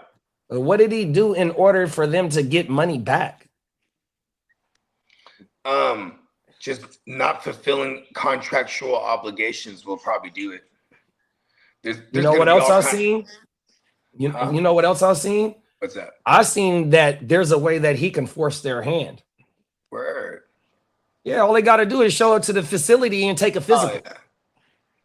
If he shows up to the facility, in which, in his words, I'll never step in that building again.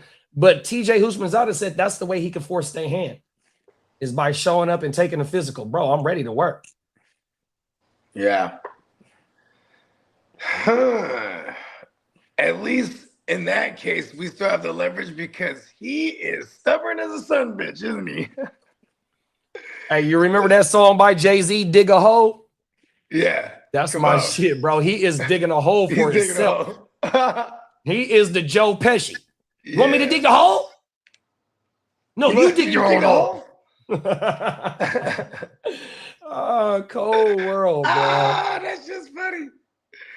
Cold world. He's like, no, you're gonna fucking. He's like, what the fuck did you do? Now listen, you're gonna dig the hole, and you're gonna fucking come. And he started busting down too. Oh, everything. Yeah. Oh, world. It says Browns remain skeptical to trade Shedeur Sanders. I mean, they didn't really have anything invested in them, so it's like if someone pays up like a third or better, it's already a win in that situation. It's like how could they refuse like a 2?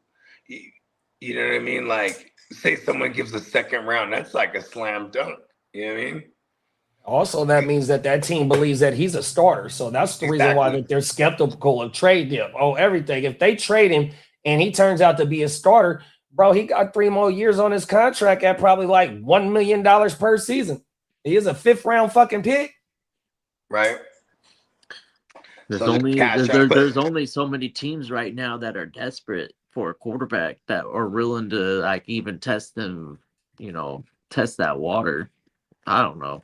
If the Jets, if they could bring him in, I would be all about it. But I'm not willing to give up like a third or a second.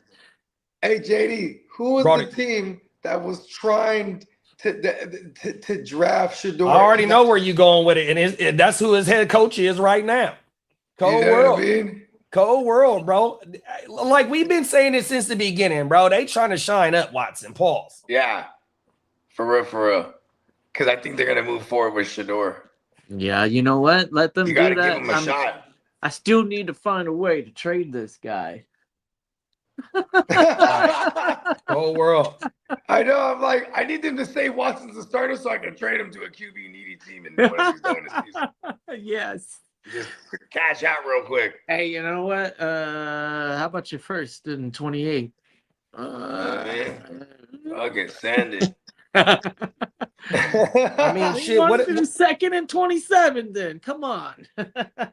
I mean, Arizona shit is still open. Maybe Arizona go get somebody. Yeah. Brissett is pretty nasty. That for would be $10 kind of million. I mean, shout out to our man Diamond Joe. He always He gets 25. I think he's worth 25. He's a pretty good quarterback. You know how much he's due to make this year, Kitteh? 27? Fuck no. What? Minus 20 million. Oh wow. That's why he's not actual camp ain't starting right now, but he was out. He wasn't at the mandatory mini camps and all that shit. Not at all. What is Malik Willis averaging? That motherfucker got like a 3-year, $70 million deal. Yeah, Brissett's worth every penny. If you want, I think the Jets will take him off your hands for $7 million. Yeah, I mean, I could figure a way out to swing a Geno Smith trade for Jacoby Brissett. Come on now. Hey, let me get Brissett and something else for Geno Smith. Hey, I mean, but think about this too. Like, Shedeur, to the Jets would have been cool, or Shedeur but just like the Browns, and the Jets, these teams, I feel like they're all like locked into like targeting QBs. Yeah, 2027 next draft. 2027, right? Man. That's the magic number, hopefully, for quarterbacks. The next Roethlisberger, Rivers type of, who's the other fucking Manning? For fantasy, I'm not really a Manning guy, but Rivers and Roethlisberger are definitely fantasy hitters. Yeah, that Roethlisberger with AB and Le'Veon was shout out to my dog BJ. So our first year in Vegas, I think he was the champ, and he had Roethlisberger, AB, and Le'Veon. He had the 3-piece. Oh my mama! It was either the first year or the second year he won. No, because he tried to go back to back. In the second year, shout out to Damo. He wanted his first year, which was our second year, but we played till week 17. It was still only 17 weeks, our second year, and they sat people. Remember how they be sitting people if you up in the division, you ain't got to worry about shit. That's how BJ didn't go to. Yeah, that's how he didn't win it back to back on my mama, because they sat some of the players in week 17. On my mama, we had to learn the hard way about that. That was like 2017, 2018, I think it was. It was still a 17-game NFL schedule. Yeah. We played every week. It's crazy Brian, go ahead. Brian said they should keep Shedeur and Watson. They need help. Yeah. Well, I mean, and it's like they kind of sat on their hand. Well, they have to showcase them. Thanks. You know what I mean? Like this preseason is probably like if anyone goes down in preseason and there's for example, but why wouldn't Arizona look at a Watson? You know what I mean? Right. I think they're almost done with that bread too, right? With Watson's contract. And what do you think Watson commands as a trade compensation? Fourth. It's easy, bro. It ain't no day 2 pick, because day 2 is second and third, I think, combined. And then the Jets. Holy shit, Argentina. Oh, wow. They're coming back? They up now. Oh, They up. And I think it's late in the game, too. Argentina. Come on now. Lionel Messi? Did he do something? Or I don't know. I think they showing a replay right now. I know, right? Oh, Peacock said it's extra time. It's a wrap. burnt? Oh, wow. They in the stoppage time. Wow. Okay, there we go. Damn good game. They did that. That's crazy. Lee said the 92nd minute.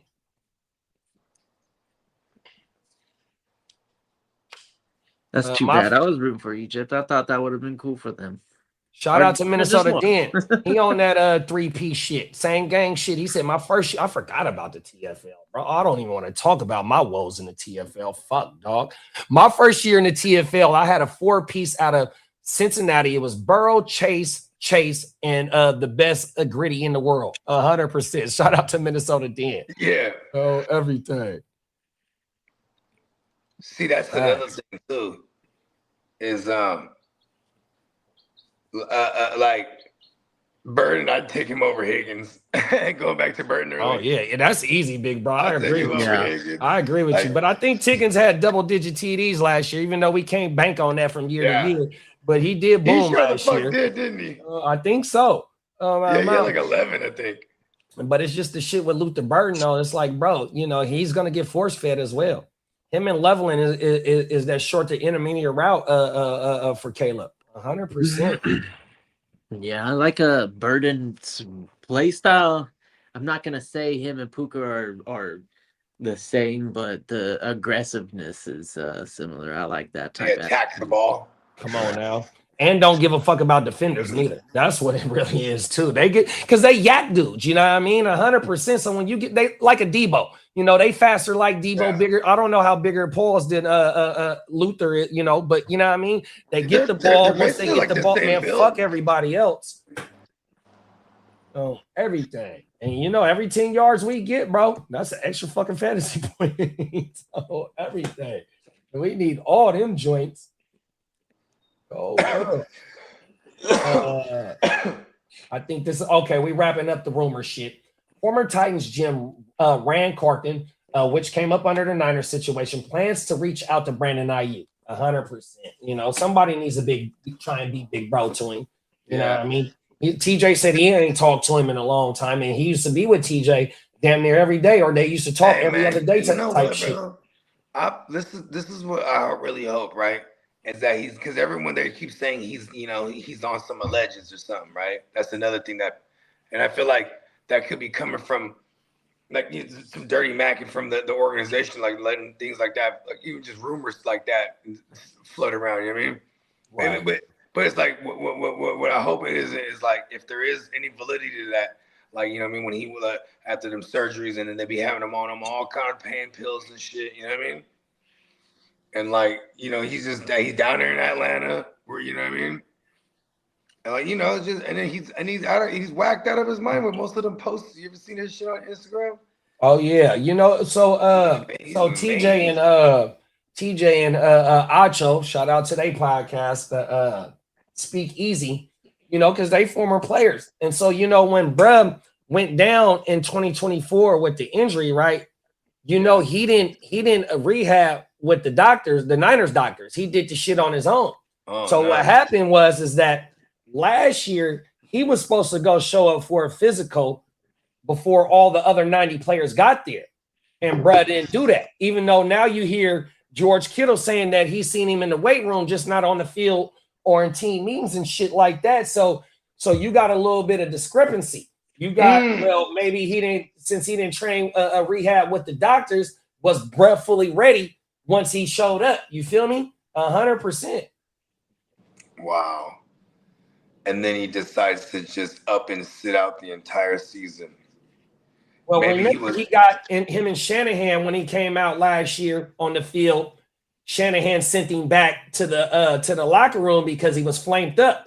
Remember, you're supposed to wear black or white shorts. Brody came out all flamed up. I think you can't wear a red jersey because the quarterbacks wear red jerseys. But he wore some shorts that he wasn't supposed to wear. And you can see Shanahan. We pull this shit up right now. You can see Shanahan grilling him. Get your ass back to the locker room and take them off. And that's another thing, like, because remember, and Aiyuk's one of his rants, he's like, bro, you got at me fucked up. You feel me? You talk to me like a kid or some old shit like that. You wouldn't do that out the building or some shit like that, and I can't put hands on you. He said that shit in one of them videos. Oh, my mama. Yo, Aiyuk is a loose cannon. Like, bro, he's the coach. It's like you wouldn't do that to your boss at work. But that's why he said John Lynch went and pulled up to mediate between both of them. You know, because Aiyuk, grown man, no matter how old you is, you getting at a 9 to 5, bro. In order to be at the 9 to 5, you got to be of age, no matter how old you is after you 18. You feel me? So you just can't be getting at a motherfucker fucked up like that without a motherfucker feeling away. 100%. So it's a lot more to the story. He blatantly knew he was wearing the wrong joints that he couldn't wear. Them is facts. Yeah. Them is facts. You know, and you know what's crazy is like I also don't blame Aiyuk. It's like, you know, you're a number one wide receiver. Like, you know, this is kind of what y'all do. You just go against the grain. You know, you're some divas. You know what I mean? That's what they would call them. You know what I mean? But like at the same time, it's like, that he fucked that one all the way up. Like, you know what I mean? Yeah, not only did he fuck this contract up, but he fucked his next contract up. That's what I'm saying. Yeah. Oh, man. Yeah. We got Bakes in the building. What's up, big bro? What's happening, Bakes? Hey, that Ellis Green's got me there. Shout out to Ellis Greens, man. Shout out to the Ellis Green fellas, man. Come on now. Shout out to Heart Star Cam. Come on now. Yeah, 100%. I got to shoot him a text. Brian said, Egypt team ain't going to sleep the rest of the year thinking about this shit. You ain't lying, big bro. They done coughed it up. Meanwhile, CMC got to pick the games he wanted to play when he heard something more to this story. I agree with you, Tino. My mom, it's a whole lot more to this shit, dog. Yeah, like, is he like? See, that's kind of crazy too. Like, why refuse to take the physical, but then you're like going in the weight room and shit like that? Because then if you further hurt yourself, then the team is at risk for this shit. You know what I mean? Yeah, it's kind of like the Mixon situation. Remember, Mixon, whatever he dealt with, he dealt with it on his own. Doctor for the surgery. Yeah, he went and dealt with it on his own. You know what what I mean? So that sounds like some shit we would do. Cool. I got this. But he went to the wrong doctor or something. Yeah, and like you said, though, that also goes back to bruh being by himself, out of state. You know, he should be fully healthy from the injury. It just depends on what bruh, what he's doing in his off. Well, he got a whole bunch of off time. He got nothing but time today, cuz. Oh, everything. So what is bruh doing? Are you? Think about it. Is he in any kind have you been keeping in game shape? Like, you know what I would have been doing? Posting videos of me in the gym training or doing something while I'm talking shit. Oh yeah, you wouldn't say that to me. He's just doing crunches. He wouldn't say it to me for he on his TO. He should have did the TO on his TO shit. And that forced them. They forced their hand with that one. That's when that motherfucker got sent to Dallas. Hey, get me up out this motherfucker. I'm still ready to go. Yeah, the helicopters all in this motherfucker. Come on. 1,000 reporters out there, and this motherfucker busting down like a penitentiary workout. 100%. Come on, dog. Do it like the legendary T.O. And then a couple months before that motherfucker was in the Super Bowl playing on one leg. Like, T.O. was a cold motherfucker, dog. Sure was. That motherfucker, he had 100 yards on one leg. On one leg. He had a high ankle sprain, but it was a fibula. He broke his fibula. Oh yeah, there you go. Yeah, I broke something, and he fractured something or some shit, bro. But yeah, 2 weeks later, this fool was playing on. I'm not missing. I'm not playing this Super Bowl. 100%. Oh my mama. Last bit of rumors is Travis Kelce's next media move being speculated. His wedding guest list. Oh, so he must have had the cast at the start. I mean, his wifey is the most famous motherfucker in the world, though. Yeah, dog. Like Jay-Z is gonna fuck around and be at their wedding. Like they have that type of you know what I mean? I mean, he's with Taylor Swift, bro. Him and his brother's podcast is booming. And Taylor Swift. I want to say they podcast got $100 million deal. Yeah, 50 each. I remember seeing that when they first. That was before they got on too, right? Oh no, they had their shit going and they got on quick though. And his brother's on ESPN as well on the during the season. You know what I mean? Doing the games Monday night, I think. So they got some weight on him for sure. Do you think he want to call games, or do you think he want to be like in the studio type shit? I definitely think both of them are I would love to have them in call games too, because they're entertaining and their knowledge of the game is got to be super high level. So like, you know what I mean? Like this is why I love Romo as a play caller, because like to me he's entertaining, but he's also like he's pointing things out, like nuances, like, you know what I mean? Oh, here it comes, look out for the stunt, or you know what I mean? Like he's just pointing out little things before they happen. I love that shit. You know what I mean? I heard they even told him like to tone it down, because like he's just predicting too much shit. And that's fucked up. That's fucked up, man. Don't be holding me back, bro, on everything. I'm trying to put the everyday fan up on game. And that's one thing. I love how you said that, because like he's a part of our football history. You feel me? We seen him in real time. You feel me? So to get that, not to be far from removed of him playing the game and knowing these motherfucking players still interacting with him, because he's one of the best golfers there is, and they all play fucking golf. You feel me? Right. So he tapped in with them motherfuckers. You feel me? 100%. Remember the first year? Remember the first year when Gruden went back to coaching in the NFL?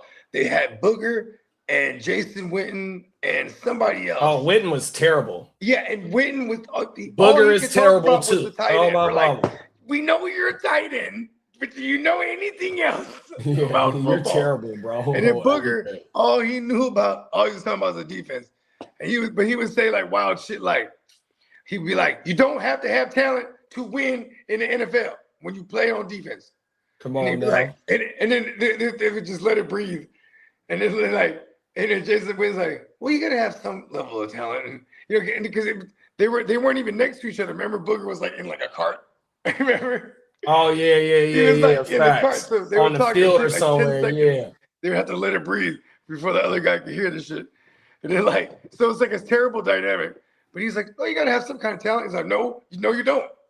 You just gotta have good coaching. And like, I was like, oh, okay. He was trying to land something. But it's like he couldn't land his like whatever he was trying to land, because it's like, oh world. There's no fucking you're gonna have chemistry. These motherfuckers like you got like a 10-second lag or a 5. That's why, and that's why they took him off the field and put his ass at Bristol, Connecticut, or wherever the fuck they filmed from. That's right. He only spent that your ass back to Bristol. We can't have you out here. Everything. Bristol, is that in Texas? I think Connecticut or somewhere. Okay, hey, Lee, where that shit at, Lee? Oh, my mama. I want to say they somewhere in Connecticut. Oh, everything. Tino said Kelsey got that Illuminati connections now. You ain't never lying. They're about to win a Super Bowl again, because he's like, I just want one more. They better not do it this year. Fuck that. Okay, for your birthday, I got you something special. What? You didn't have to, babe. Okay, just don't tell anyone. You're gonna win the Super Bowl. What? Whole world. Too much power. Who's performing? Did they say that yet? No, that I don't know. Okay. Man, Jay-Z needs to drop an album and then just piss everyone off and make himself the halftime show. Come on now. Hove. It's over, baby. That motherfucking Drewski. Did you go watch the BET Awards? Yeah, I watched the gang of it. I sure did. That motherfucking Drewski is bird. Did you see him and Ice Cube? And Ice Cube, he was pretending to be Jay-Z. What do you think of that? I think Ice Cube wasn't scripted when he was like, they're gonna cancel your ass. No, 100%. He didn't give a fuck. Drewski don't. Bro, he did allegedly Erica Kirk, and that went viral. Word. Bro, he looked at like the Keenan the Keenan, what's their name? And White Girl. He looked at like them. Yeah. He looked at just like them, bro. Oh my God, I missed that. Good, thank God. Whole world. I don't think I want that visual. He did the bro. She was like, I'm suing and all that shit, woo wop, but you know. Facts. Damn, they tore her ass up. He fucked her up. Damn. And Drewski the illest, dog. And I was tripping because I didn't before I went into watching it. You know, I'm obviously watching the replay. I didn't know Drewski. I didn't know anything about it. I was just like, so you know what I mean? I didn't know Drewski was fucking hustling and shit. Or, you know what I mean? Even them skits was funny to me, but people were like complaining about the skits. But like, I guess he's recycled a bunch of those skits. I don't know. When he came in as the pastor, that's one of his viral ones as the pastor. Yeah, you gotta watch that. You seen that one? Have you seen the skit of the pastor? I mean, that's when they popped it off with where they're in church. Yeah, but you got to see the one that he did. You know, because like how you said he recycled that shit. So yeah, he did that shit on his channel. Oh, so that's how the shit get. You know what I mean? Yeah, that's dope. So he's bringing it to life. Facts. Yeah, it's like you got the skit on the fucking channel, and then boom, we're gonna do the live version. So he reminds me of Eddie. I'm not saying that his comedy is just top tier like Eddie, but you got to remember, in all of Eddie movies, what he do? Multiple roles. There it is. There. Play the whole cast like Eddie. That motherfucker got the Joe Jackson. Hey, he's Joe Jackson right now.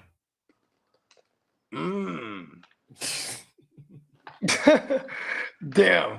And so what did Joe Jackson do to the Jackson 5? Yeah, and you know what's crazy? Janet Jackson was hot. All right, that motherfucking Drewski is burnt. She was hot about that shit, dog. Did you see the Janet Jackson? She like posted a whole like statement too about him doing her dad. Yeah, like look, you can go. I guarantee it's on YouTube. It's a YouTube short. Just put Janet Jackson reacts to BET Awards. Or Janet Jackson she presented what's baby girl name? Yeah. So she's declaring that she'll never go to another BET Awards in this clip. So I mean, if it's a short. There's hella out there. It's all shorts, but it's like it's Janet Jackson states she will never attend BET Awards ever again. Cold world. And is she going in on fucking Drewski? He definitely did to dad. She was like this disrespect to my brother and this and that. She was not having it. Cold world. I didn't know that. Yeah, I just saw that this morning actually. I should have put that in the thread. She was hot. She was mad as a motherfucker. Yeah, and now that you think about it, I understand where she's coming from. Yeah. She was mad as a mother. And I ain't got that far to see that part yet. So you know what I mean? I was like, oh shit. Because I watched a good amount of it. I was jumping. Actually, I did get pretty deep into it. I was jumping forward. I wanted to see French and them. French and them came out dip through the Mink song. Come on now. Come on. Oh, yeah, I didn't see that part. I'm like, come on. Let's get into the next part of the news, man. Yeah. Going to let me see. Damn it, I forgot already. All right, here we go. Free agency.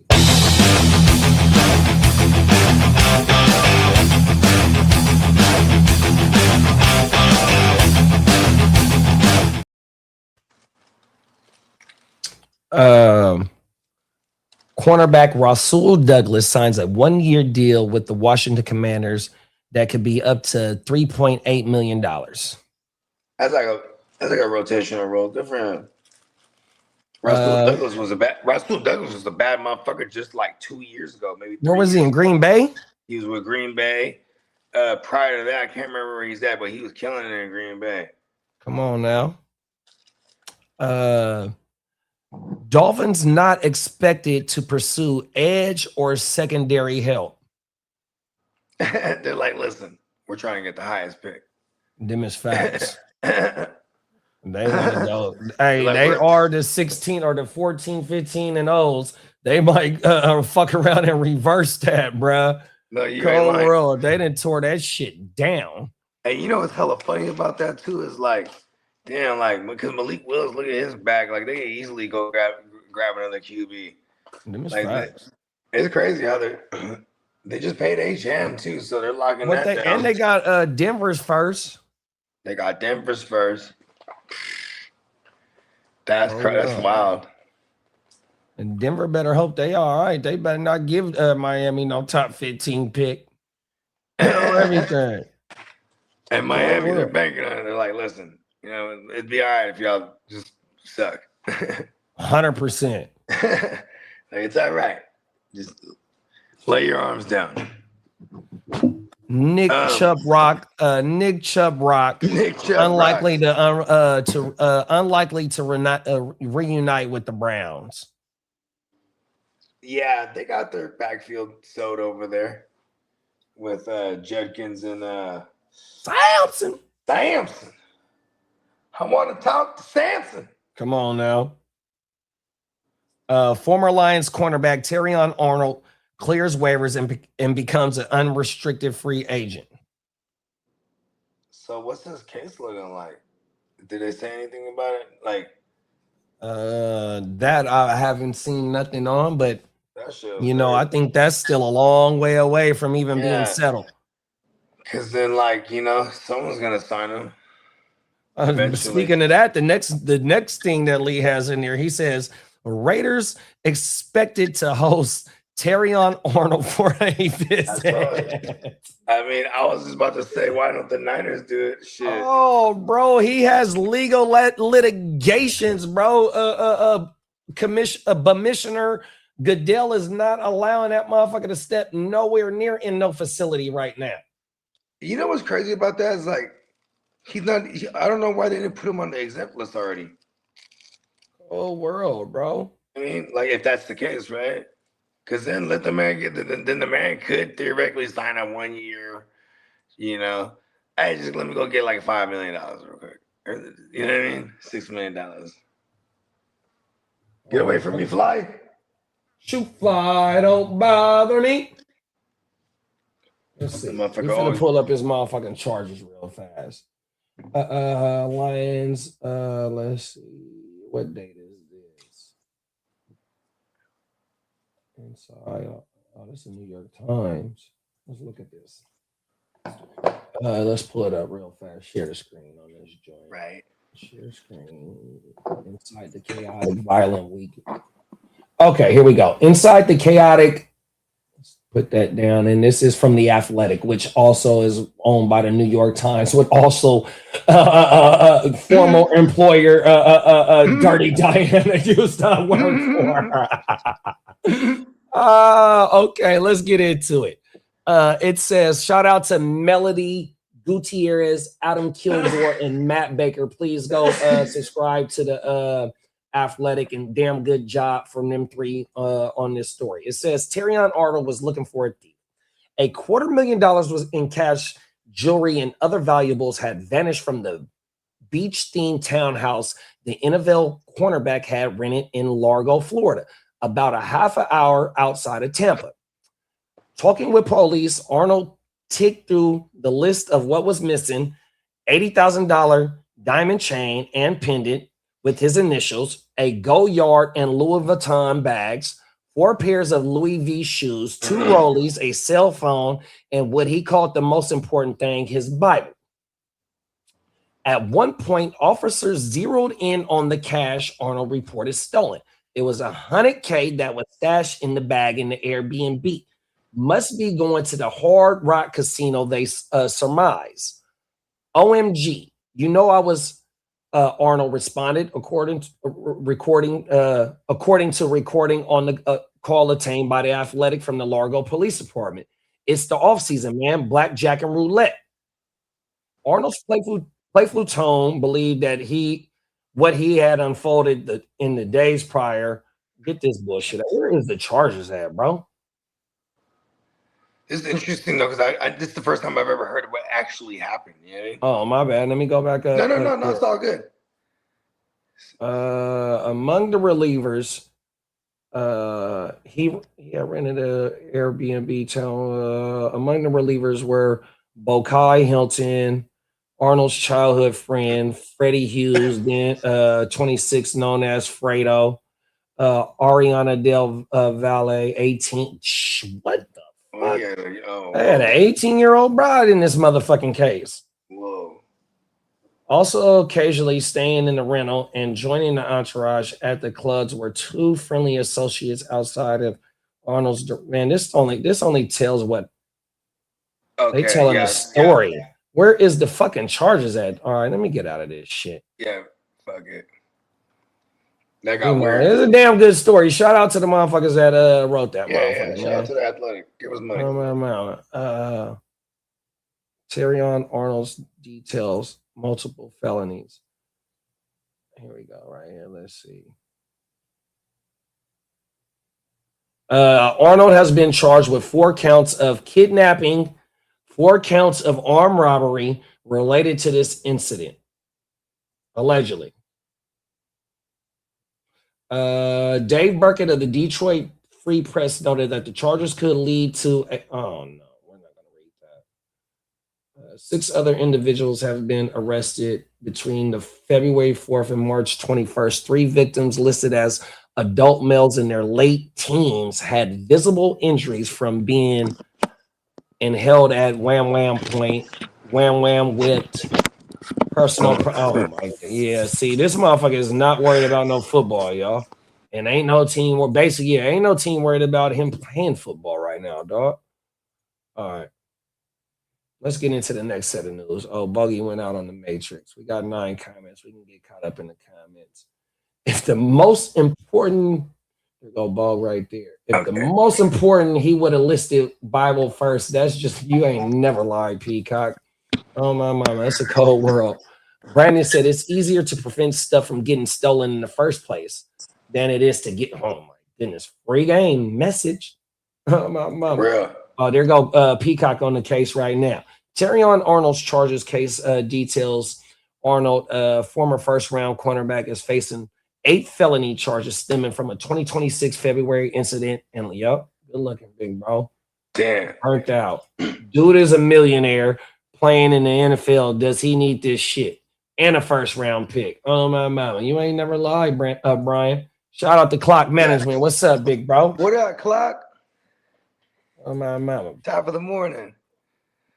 Yeah, that shit crazy, bro. Terrion, I mean, we kept we didn't really have any details. We just kept reporting that, like, bro was like locked up. You posted like a crazy $1 million bail or some shit like that. $1 million bail is motherfuckers that get hit with the woo wop. You know what I mean? Yeah. You know that big when you fighting that L case, that's what the $1 million bail mean. You ain't lying. He got 8 Fs allegedly that he's gonna be charged with. That's crazy. Oh, really? Yeah. The last thing on his mind is football. 100%.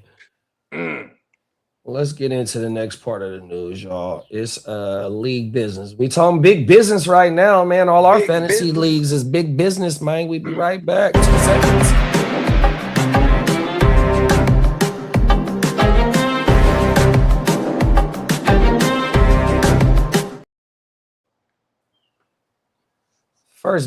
First bit of league business.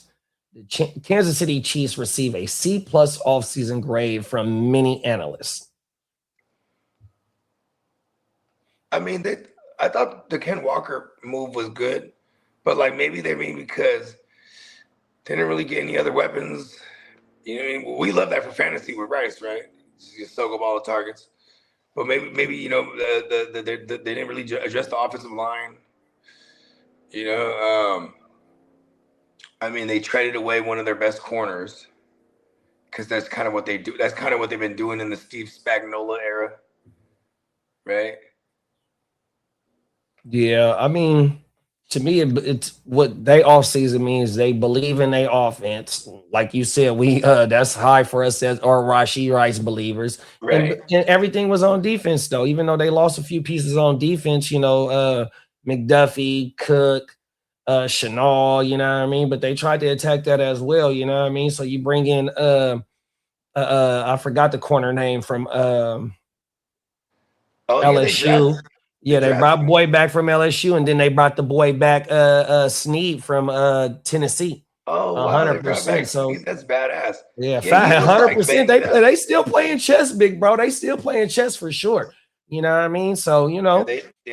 legit over there. Yeah, you know what I mean? Snead familiar with Spags, you know what I mean? 100%. Spags got him paid, you know what I mean? You bring in a rookie. Then they bring him back on the low. This is like how the Patriots were operating with Brady back in the days. Come on now, talk your shit, big bro. You know what I mean? So, you know, I mean, C plus, it is what it is. They just hating on Kansas City. They hating on Kansas City, bro. That's all that is to me. I like the K-Walk. You know what I mean? The K-Walk 9 or KW9 signing is a damn good signing because they haven't had an explosive running back like that in a long time. Real talk. Like, shit, man. Not even when Kareem Hunt was dope, he was more of a yards after contact guy.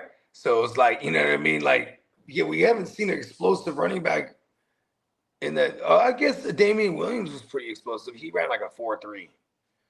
You know yeah, I forgot. You used to call him. Was that double barrel? Is that the double barrel you used to call him? No, that was Darrell Williams. Oh, okay. But he was dope too because he was super utility. You know what I mean? He's not explosive, but like, bro, he just gets the yards. Yeah, he's the one that killed us the first Super Bowl. That was Damian. Oh, that was Damian. Okay. Yeah, that motherfucker got busy. He got busy. You know what's crazy is Damian Williams. He was, if I remember correctly, he was undrafted same year as Mostert, and they were together in Miami, just on the practice squad or whatever it was. Yeah, because I want to say Mostert was like with 5 teams before he got to us. Yeah, but him and Damian Williams were together there. And then they were playing against each other in the Super Bowl that year. You know what I mean? Or when we played the Chiefs that first time. And Damian Williams, I still say he stepped out, dog. Talk that shit, bro. I think it was like a second. That don't even matter, bro. If Brody hits E. Sanders, it's game over. Flip. Yeah. That's all you gotta do, bro. And he completely, bro. You don't even got no motherfucking arm, and how you overshoot him? Colonel Sanders was wide open. Bro, you don't even got no arm. How do you overshoot him? That Green Bay game, you only threw 7 times. He put it all his things like, this is for all of it. Hey, what is he? His last name is Garoppolo, so you think he's Greek? I mean, yeah, he's like his mother Greece. This is for you. I'm gonna put all this into this. Oh, everything. Real talk. Oh, my mama. That motherfucker thought he was some kind of Maximus in this motherfucker. 100%. He tried to just state his fame to be a Greek god on that play. Pause.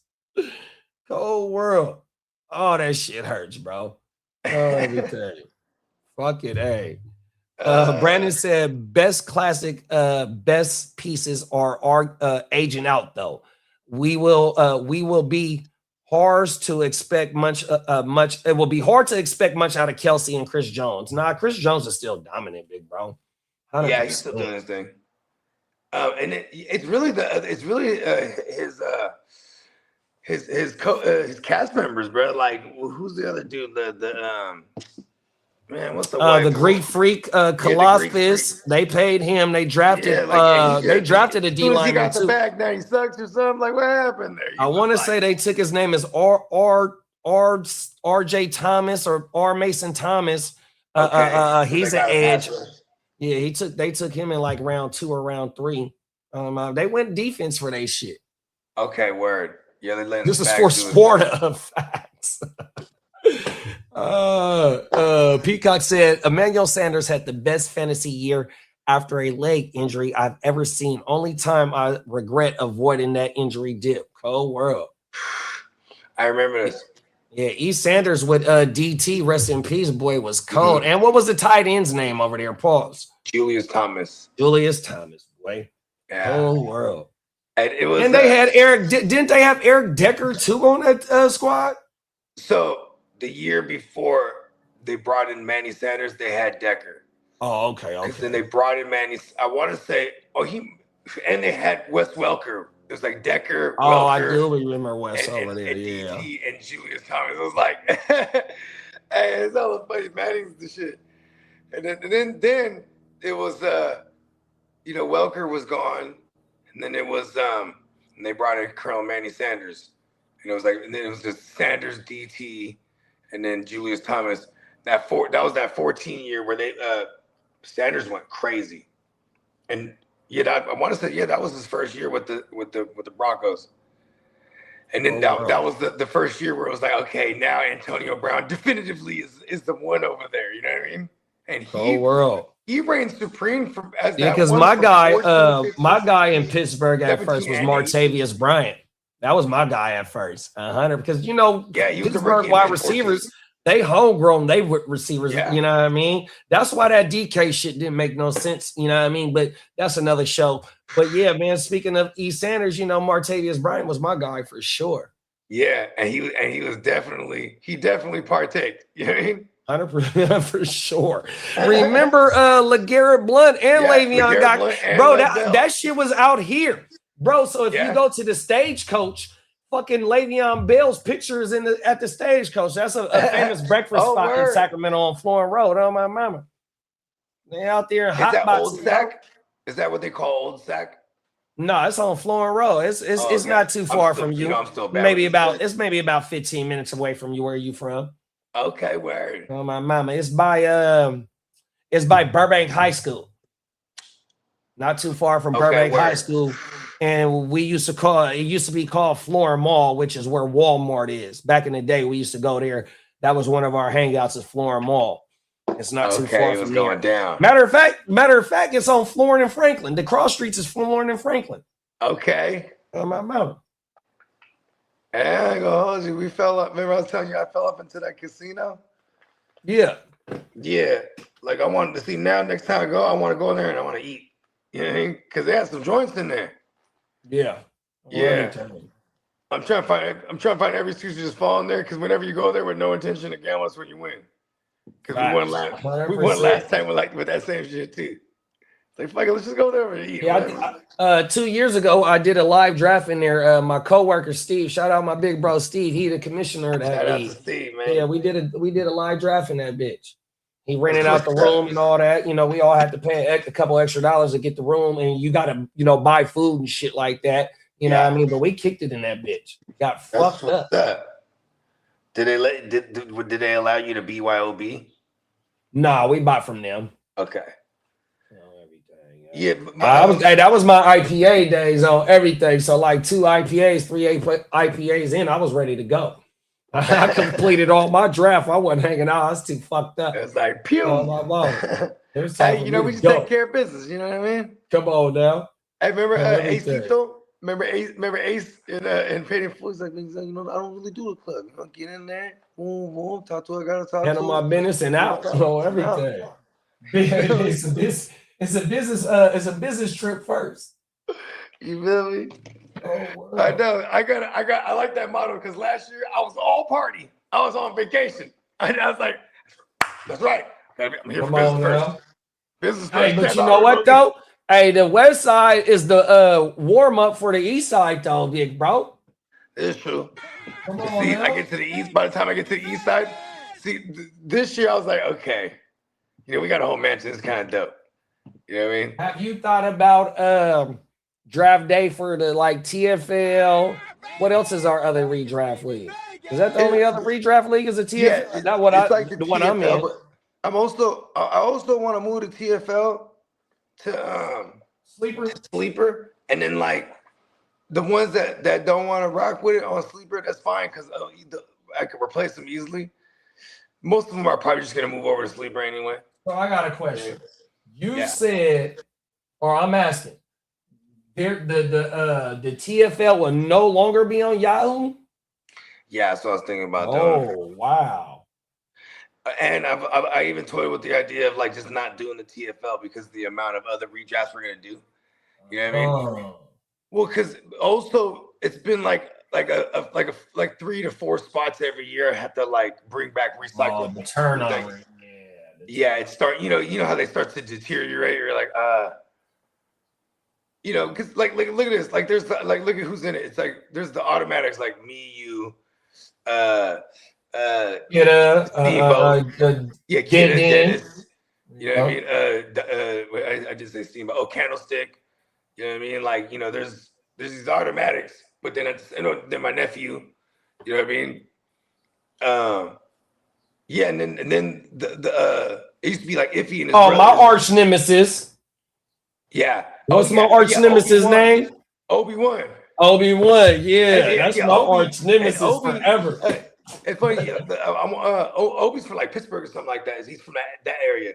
But yeah, that's one of Iffy's cousin's husband. And, you know what I mean? But he get down. So he's on. And it's funny because like he got brought in at one point when Iffy's brother left the league. So it's like, you know, and then Iffy leaves, and then I bring in his cousin Ike. And I grew up with Ike before I even ever met Iffy because Ike's my age. You know what I mean? Mm-hmm. And it's funny because like I'm talking about I've known Ike since we were like kids. And then one day, this is during the Kaepernick days, where I was hosting a fucking a playoff game at my house. You know what I mean? So it's cracking. And if you coming through, he says, "It's cool if I bring my cousins around." I'm like, "Yeah, it's all good. Come on, bro." Then they walked in, and the whole time he's looking at me. I was like, "Are you Ike Ogamba?" He's like, "Yeah." And I never put two and two together because Ogamba is like a real specific, you know what I mean, like, you know, name and shit. Yeah. And you know, it's just like, oh shit, you know, we were just laughing because, bro, like we had like memories when we were like kids, like junior high shit. We had PE together. Oh wow! And, like, we would just, like, you're supposed to run around. We had a park like right next to the school. And you're supposed to run, like when you run the mile, you're supposed to run all the way around the fucking park and come all the way around the backside, and you know it totals in a mile, right?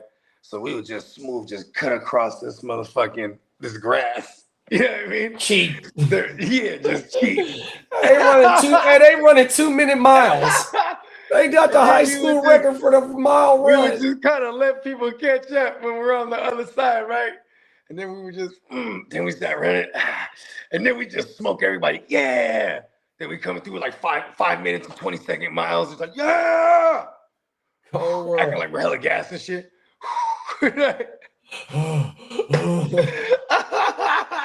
He's the fastest kid alive. I can't catch him. I need a cigarette. He's the fastest kid alive. It's a cold world out here, bro. Yo, and then what is it called? And then Ike. So we brought in Ike last year because if he's like, oh, I'm out, but Ike will get in. I'm gonna get for show. Fuck yeah! And then he wins it the first year out. I'm like, fucking guy. Oh world. I'm like Ike and OBC, but you know when you win it, then you in it. You know what I mean? You're like, all right. So it's like I could easily move it to sleeper, but I do have to find like 2 or 3 more people because you know it's a $200 league, and I don't want to budge on that. You know what I mean? So it's like, listen, like who's in? You know what I mean, right? But we'll figure that one out because that one was always consistent with the ones that didn't want to do sleeper. Like, cause I want to move. You know what? Too though, it's an all offensive league. I bet you. Once that shit get announced as going to sleeper, that bitch gonna fill up 100%. You know what I mean? Because there's savages like Bakes and you know, like I mean, there's the who's who, and that one, no matter what, that one always drafts like, you know, the day before or the 2 days before. You know what I mean? So in this case, I remember last year's draft. Because I was having trouble just like you drafting last year. I was so fucked up in both the drafts. Like it just fucked me off. I think I was doing 2 drafts, or I did a draft right before that, and I was still picking right when that shit started. I think you might have even been doing 3 drafts because we were all doing the Papa Goo and the TFL. That's what it was, Papa Goo. And then you had like a 3rd draft that you were like at the back end of it. I forgot about that. That's exactly what it was. No, I remember this too because because you know we're like, fuck that, we'll move the draft. Right, so we moved the draft, and then with Spencer, because I missed my flight last year. You're in Mexico, that was another thing, and you moved it like a day or 2 for me. Oh my mother! Yeah, exactly. And then that day wasn't convenient for Spencer for the Guru. That day was convenient for the Guru League, the Papa Guru League. So like that, we did that draft at the same time, and I was just like, can we move it back? You know what I mean? Come on, man. But here was the thing. It wasn't that. It was the issue. It was my connection too. It was just like yeah, I was. That shit was geeking, dog. Yeah, it was geeking. And then it was just flying the picks, just do. See, that's why Yahoo is like weak though, bro. Only thing they updated, bro, is the when you're drafting, it looks like sleeper. That's the only thing that I've noticed. Yeah, but it's like, where's my ability to just stop the draft and just like, or pause the draft and like fix something that was a mistake, or you know what I mean? Like, that's why I love sleeper. Bro, their Yahoo's message board is weak as fuck. Yeah, that's a fact. And like, you know what's dope about Sleeper is like, like okay, for example, I got Bernie Mac's phone number, but before I ever got his phone number, I was fucking with him for like 3 years, just communicating through Sleeper.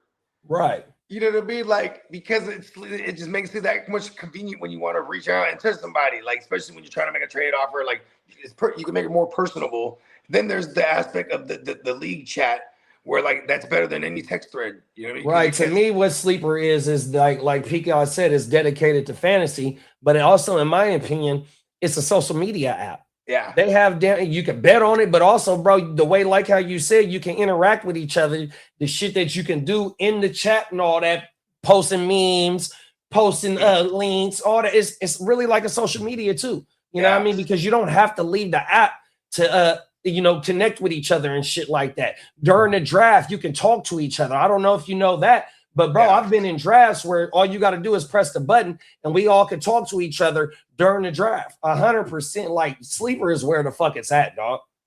Yeah. Yeah, you ain't lying. Facts, and like even like with these guillotine leagues that we're about to do, this shit gonna be dope too, because like that could be a slow draft that's just going on in the background while we're in Vegas. You know what I mean? Come on now. Yeah, because we're gonna have like 18 of us in that joint. Might even be able to... Oh yeah, the voice group chat, never used it, but cool to know it worked. Hell yeah, that shit federal, bro. Especially if you're doing a startup. I mean, even if you're doing a rookie draft, you know what I mean? You got 4 rounds to talk shit to each other on everything. Right? Like, look, fellas, snap out of it. Come on now. The NFL app is the worst app for fantasy. Yeah, that shit terrible too, big bro. That's super. ESPN is terrible. Yep, don't like it at all. Yeah, and like, see, here's the thing too, is like, I feel like Yahoo, it's more a piece of my heart because it's where it all started for me. I mean, even though I actually started on ESPN first, but it was like once I started like commissioning my own leagues, and because Yahoo's the shit compared to ESPN. That's the only 2 I started with, right? Then for the longest, that's why I didn't even want to make the jump to Sleeper. Then I jumped to Sleeper first time. I'm like, oh man, this is great. You know what I mean? Oh now. Just it's easier to build a community because that's what we were doing at the time. You know what I mean? Like, I think that's why I like to say Yahoo's is the home of the home leagues. You know what I mean? Like, you got the homies that you just been playing with on this home league for a long time, and Yahoo's just what everyone's accustomed to. And like, hey, don't broke what ain't fixed, or fixed what ain't broke, whatever the fuck. That's what the ALB is. The ALB still on Yahoo. Yeah. But and you know what's crazy too is I'm such a hell of a commissioner that like every year I try to move TFL to Sleeper. I got like 4 or 5 motherfuckers. Listen, just keep it on Yahoo, bro. I'm like, nah, fuck it. And then we're just on Yahoo again. That's what I keep saying. So one of my leagues that I commissioned, actually classy, the fucking trophy for this league right here. Yeah, that's still on Yahoo, but I keep saying every year I'm gonna put that bitch over there, and damn near the whole league with that shit. But once Diamond Joe do the woo wop, you know what I mean? It's like, oh, there's no reason to be on that bullshit no more. Yeah, we could be on any platform, or in this case, Sleeper, because I like being universal too. I'm like a brand loyalist at one point or another, right? Like I'm kind of weird like that. Like all my TVs is Samsung. You know what I mean? There's probably better TVs out there, but I don't know. That's just all I know. You know what I mean? Oh, no. It's weird like that. And once I fell in love with Sleeper, I was like, man, Sleeper's is the shit. It's goated. You know what I mean? That shit is goated, bro. Yeah, I remember back in the days when I first jumped on Sleeper, you used to be able to like fuck with the other person's avatar. Remember that shit? Like you used to be able to have your avatar, like when you're in the match with someone, you'd have like. Oh yeah. You can it'd be a fighting thing, or it'd be like a emoji or shit like that. Yeah. Oh my mama. And then if you got a hot streak, it'd do some shit like that. If you're on a winning streak, shit like that. Then they got the little belt. They got the little belt joints. You know what I mean? Come on now. Yeah, that shit's pretty tight. But who had the best week? Who had the shittiest week? Yeah, sleep on that shit, bro. Right, and then it's pretty much fully customizable to the point that I have zero complaints. Otherwise, when we're doing a 32-man league, where I'm like, damn it, like, can you make it the playoffs the way I want to make it, where we don't have to manually set it, even though it's not an issue. But you know what I mean? It just be tight, like if they, you know what I mean? Because the way we do our 32-man league is like the NFL. You know what I mean? 14 teams getting in, 2 teams are on a bye. It's going fucking down. You know what I mean? And then we just have to plug everyone in and pause. Them is facts. But hey, the 32-man league is definitely fire as shit though, bro. That's one of the motherfucking drafts I can't wait for because I had a horrible draft last year, dog. You ain't lying, me too. I mean, I had a decent draft. Everyone got hurt. Yeah, what we is gonna do though is probably I'm probably gonna start putting that together this weekend. I think fucking Travis Hunter was my first pick. My mama. Oh, I picked right after you. What number did you have? 21, 20, some shit like that? And I was like 24, 25, or some shit like that. I took St. Brown because someone had just. Who did I take St. Brown? I might have took. Yeah, I think I took St. Brown. I had T Hunter. Aaron Rodgers was my quarterback. I believed in the motherfucking what we was calling him last year. The story. I believed in the story last year. Hey, look at me. We got it. He ran into the greatest defense assembled that we've seen in modern history. Otherwise, the story might have continued. You know what I mean? Whole world. And the story continues again, though. Hey, Marco said the 32-team league is it redraft or dynasty? It's a redraft. We might got a body right there. Yeah. Shout out to Marco from Z. Hey, Marco, you're in there for sure. Here we go. For sure. Yeah, I'll even send you the link to it.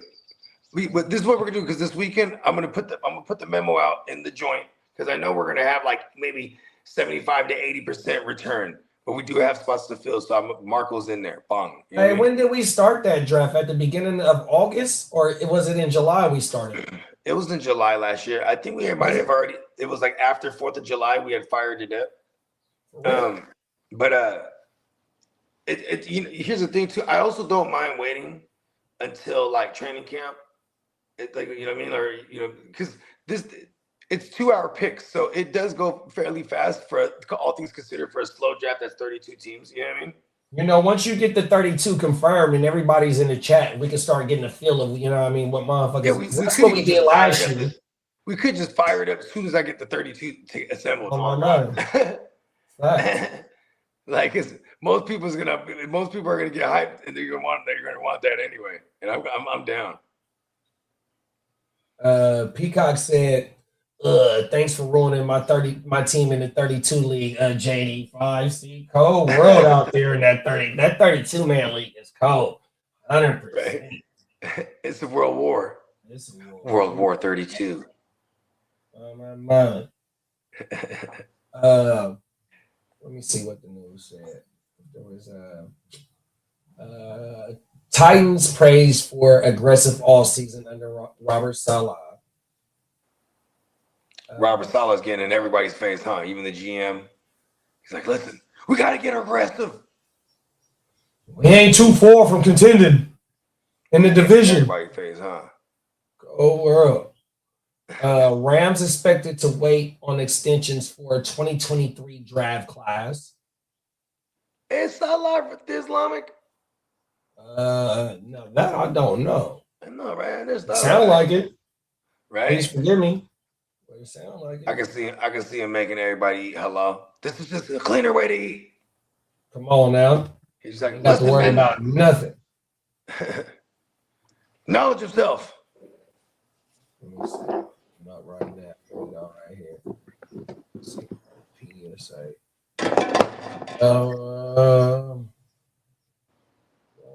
He's Lebanese. Salah was born January 31st, 1979 to Lebanese immigrants in Dearborn, Michigan. 1997 graduate of Fortison High School, attended Northern Michigan University in Marquette from 97 to 01, a degree in finance. Salah was a 4-year starter for the Wildcats, earning all conference honors at tight end. Okay. Okay. Yeah, he's a Lebanese. Shout out to Big Bro. Lebanese. Yeah, I think they got Christians over there too. Come on now. Lebanon.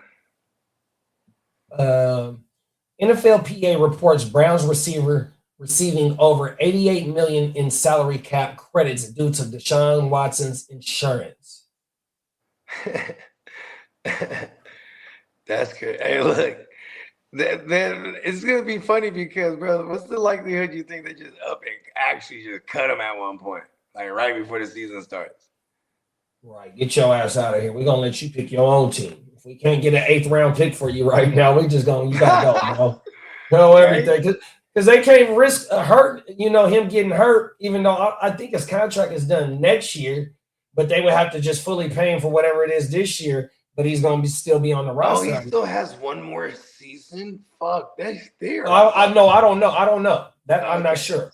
But I'm saying if he's still on the roster and he gets hurt, whether it's in training camp or if they keep him during the season and he gets hurt, he's still part of the roster. Damn, that sucks a lot.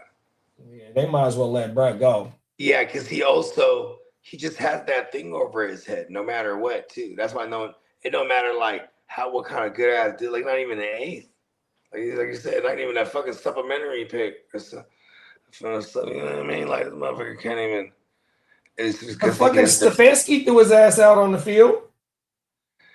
Yeah, shit. He was a part of that. He was part of that regime when they traded for him. Remember that? But like Peacock said, fucking Bill O'Brien was running the Clemson offense. Stefanski, I don't know if he was trying to help Watson like that. Oh, that's true. Stefanski is a fucking he's a system guy. He's a Gary Kubiak guy. Like, listen, we're gonna run, and we're gonna play action, and you're gonna listen to what the fuck. We're gonna preach that motion. You know what I mean? Come on now. Like, yeah, maybe Watson wasn't that bright neither, huh? I mean, look at his decisions. His decisions off the field. Well, because I mean, Bill O'Brien was smart for that. Peacock does make a good point. He implemented that Clemson style offense. Oh, world, it worked. Fucking. So, what do you think they do with Brado, man? Do you really think they going into the season with him on the roster? September, he's on the roster. I don't know. I've been saying I don't believe it. I kind of want to stick to my guns and just be like there's no way they're going, or they're really gonna let them duke it out for real in this preseason. You know what I mean? I got a question for you. Okay. If he makes the team over there, right, and say he is the starter and he balls out, does he do they pay him? Do they re-sign him? I mean, they still have him for one more year. Oh, they still got him for one more year. Okay, I didn't know that. Yeah, well, technically. So do you go into next year if he balls out? Do you go into next year with him on your roster? Or are you really if he balls out, now someone's inclined to give up like a 3rd or something or a 4th. You know what I mean? Now they'll probably get that now. You know what I mean?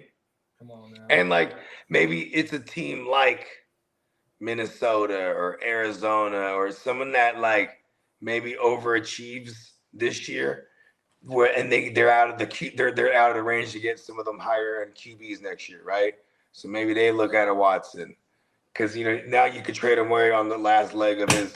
Because I know the Browns, they can get out after this year and then they pay whatever little to the cap, but they keep him around, then he's owed like a decent amount. So, it could be in their favor. Trade him. You know what I mean? Then, like I said, they got to showcase these guys. Like it starts in the preseason, I think. They got to make it a legit battle for the starting gig between him and Sanders. Right. And like, in the offseason, you've heard about, Judy and Watson down in Miami, throwing the ball and shit, and and working on chemistry. So that's cool. But see, and I just hate this because now there's a stigma on Watson's name. When I hear they're in Miami, I'm like, hey, man. You know what I mean? Like I can't help but think that because So imagine what these NFL organizations think. That's why no one wants to trade for him, because he has that cloud over his head that, you know what I mean? He's done some inappropriate shit allegedly. But he settled out, and he wasn't necessarily charged with anything. But you know, it's fucked up. Right. I wonder what the, you know, and you know, I'm not gonna be insensitive to, you know, he might have made some bad decisions, but like at the same time too, you know, his redemption story has probably been rough because like he's on the Browns, he has all these injuries, you know what I mean? Nothing but negative in the press about him, pretty much, you know what I mean? So it's probably way heavy on the mental, you know what I mean? No, I agree with you. And you know, that not only that, but it's been, you know, 2020, maybe 2019 that we've seen bruh add relevance in the league, not only for fantasy, but being in the league, being a relevant quarterback. We're going into, so that's 21, 22, 23, 24, 25. So we're going into the 6th season where we haven't really seen him have any relevance. It's been a whole 5 seasons since he's been relevant. That's crazy. That's crazy, big bro. And the motherfucker was a good quarterback, though. Oh, you know what I mean? The motherfucker he's the same age as Mahomes. Their birthdays are like a couple days apart, too. Wow. Yeah, same year. That's crazy. I know, right? One went this one, the other way. Marco said, "How many players on the 32 on the teams in the 32 league?" So you have a super flex spot where you could put your QB. I'm gonna go run and give me a claw. Yeah. So check this out, Marco. You have a super flex spot where you can put your QB and anything else, obviously. Then you have your what's that thing called?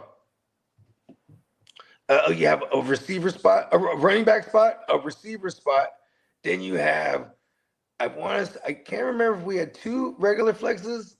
Yeah, we had 2 regular flexes, right? And then you have the defensive side of the ball, which is 1 of each, and then a flex, or 2 flexes, if I remember correctly. So 1 of each as in a DL, LB, a DB, and then I know there was a flex, if I can't remember if it was 2. There's no kickers.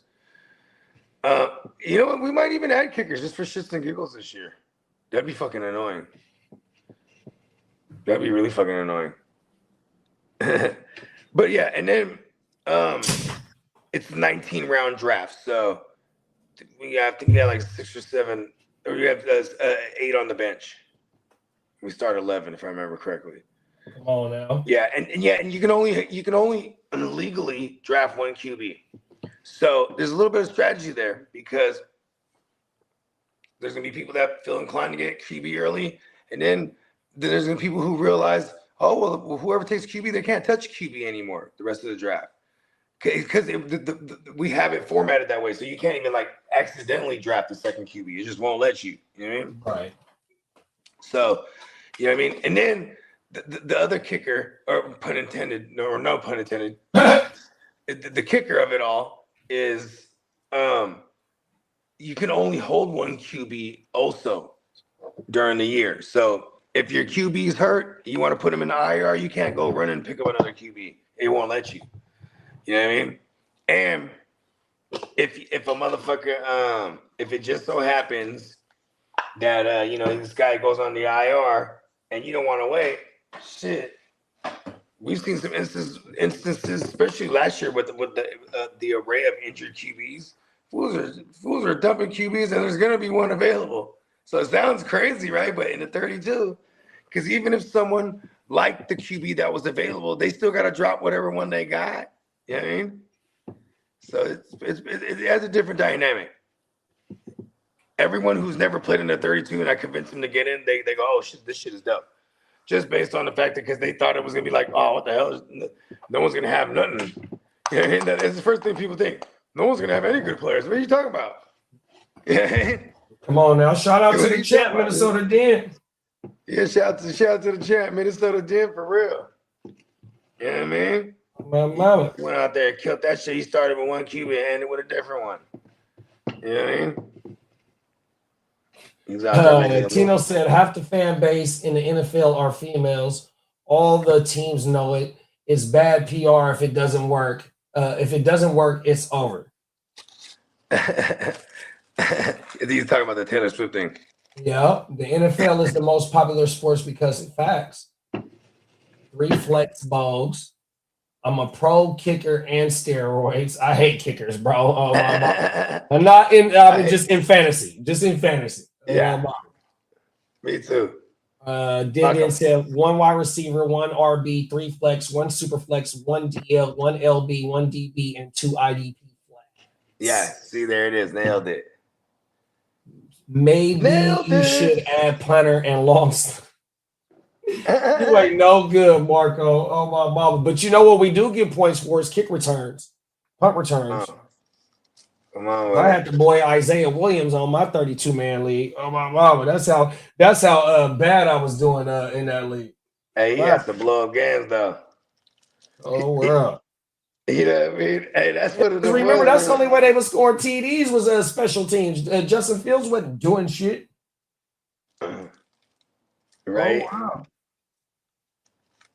Oh my mama. The special teams had more TDs than Justin Fields.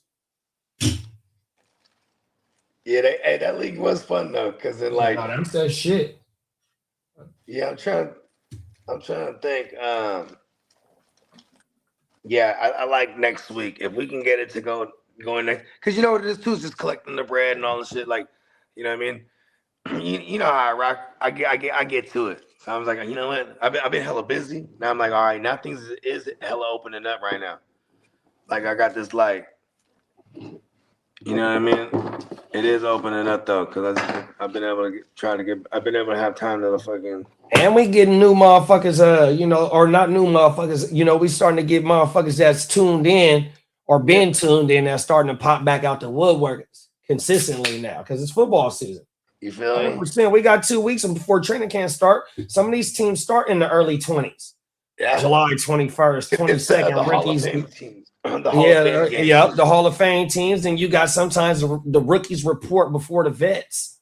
Yeah, that's true. That's a couple days before the vets on everything. Hey, it's going down.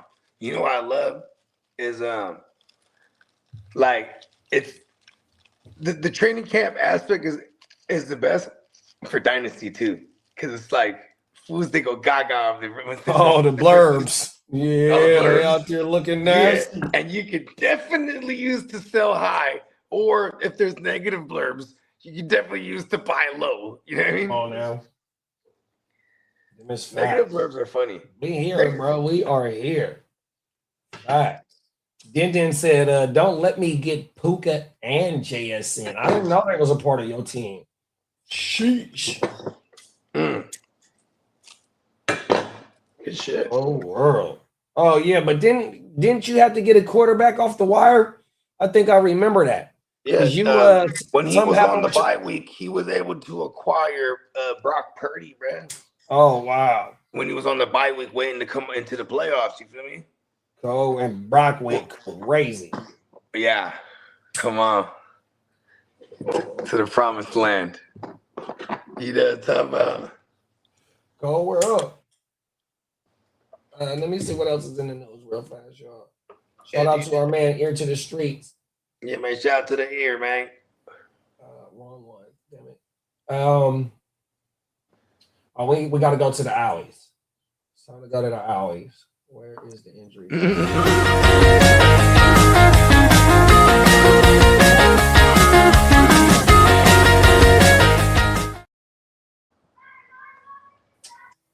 First bit of alley news is Lions safety Kirby Joseph will not undergo knee surgery. Timetable remains uncertain.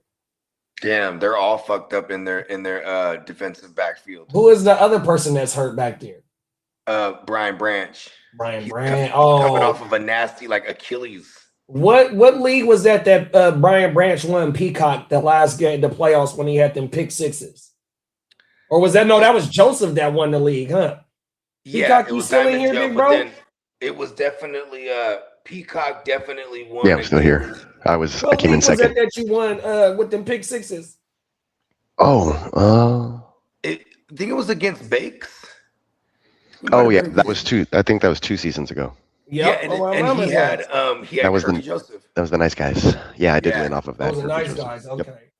Yep. I remember that. Oh, my mama. Right? Epic on a Monday. Because that was the first year of the GWN, I think. Mm-hmm. I went first place to last place, and now I got a great rookie haul this last year, so I'm back, baby. Talk that shit. Oh, my mama. Yeah, I remember that shit. Next news is let's go. Dolphin. I don't know why it got Dolphins wide receiver, but Tyreek Hill could miss the entire 2026 season because of his knee. You know, it's crazy. I've been like optimistic, but I've been saying like November and October, like late October and November is what I've been saying. Cause like he barely got he got like a second surgery, like sometime in like January or some shit like that. You know what I mean? Right. And then like then he had another one recently, some kind of procedure, some cleanup shit, like draining something or the other. What type of knee injury did he have? He had an ACL. Oh shit! Right. So it was worse than Micah's shit. Micah's. I don't know the details on Micah's, but I know Tyreek's wasn't no clean tear. Oh. That's why I had and then I think it was multiple ligaments. That's why he had multiple surgeries and shit. Excuse me. Din said, I drafted Shador, had to drop him for Danny Dumbass. Danny Dumbass held it down till week 13, got injured, and I snagged Purdy. He broke it down to the championship path. 100%. Line. He did that. And the reason Brock Purdy became available is because Kitteh, who was in the third seed, you know what I mean? And if he wins, he could be a bye week, right? So he picks up Jaden Daniels because it's week 14, the last week. Because remember, the 32 goes to week 14. Because I finally dropped Jaden Daniels and started playing with a backup and started winning games. Because Brock was on a bye week, and you had to make these judgment calls. And then, you know, I mean, he just, you know, he wanted to fight to survive. You know what I mean? Wow. And like, so he got into the playoffs nonetheless, but then he needed that bye week. And like, yeah, it happened. Yeah, that's crazy, bro. 100%. So he went in the first week of the playoff, or he had to bye. No, he lost in week 14, but he came in as the 3 seed. Oh, okay. So he was a lot. So he could afford to sit Brock then. I dropped being on the bye. Davis Mills, and then I finally started winning games. Never mind. He might have needed to fight to get in. I think he might have fell out of grace. That's what it was. Yeah, that's right. The top 4, if I remember correctly, was like Eastside Eric, Diamond Joe. Oh no, not Diamond Joe. It was Eastside Eric. Then said he had to buy, so he could afford to sit Purdy. Did have the buy. He could afford to sit Purdy. Dang, I wonder why he did that then. And you had Purdy play Indy. Oh, Purdy wasn't back yet. He wasn't back yet, huh? When did I know he played Indy, Chicago, and it was one more team. Seahawks. Was it the Seahawks? He played them in week 1 because he threw the game-winning TD to Tonjes. I don't know if he played the second game against them. Fuck him. Yeah, fuck it. Everything. And Brock Purdy went on quite the journey in the 32 too, because someone else drafted him, then dropped him, and then Kitteh swooped him up at one point because Kitteh was rocking with the Kyler Murray pack. Remember that?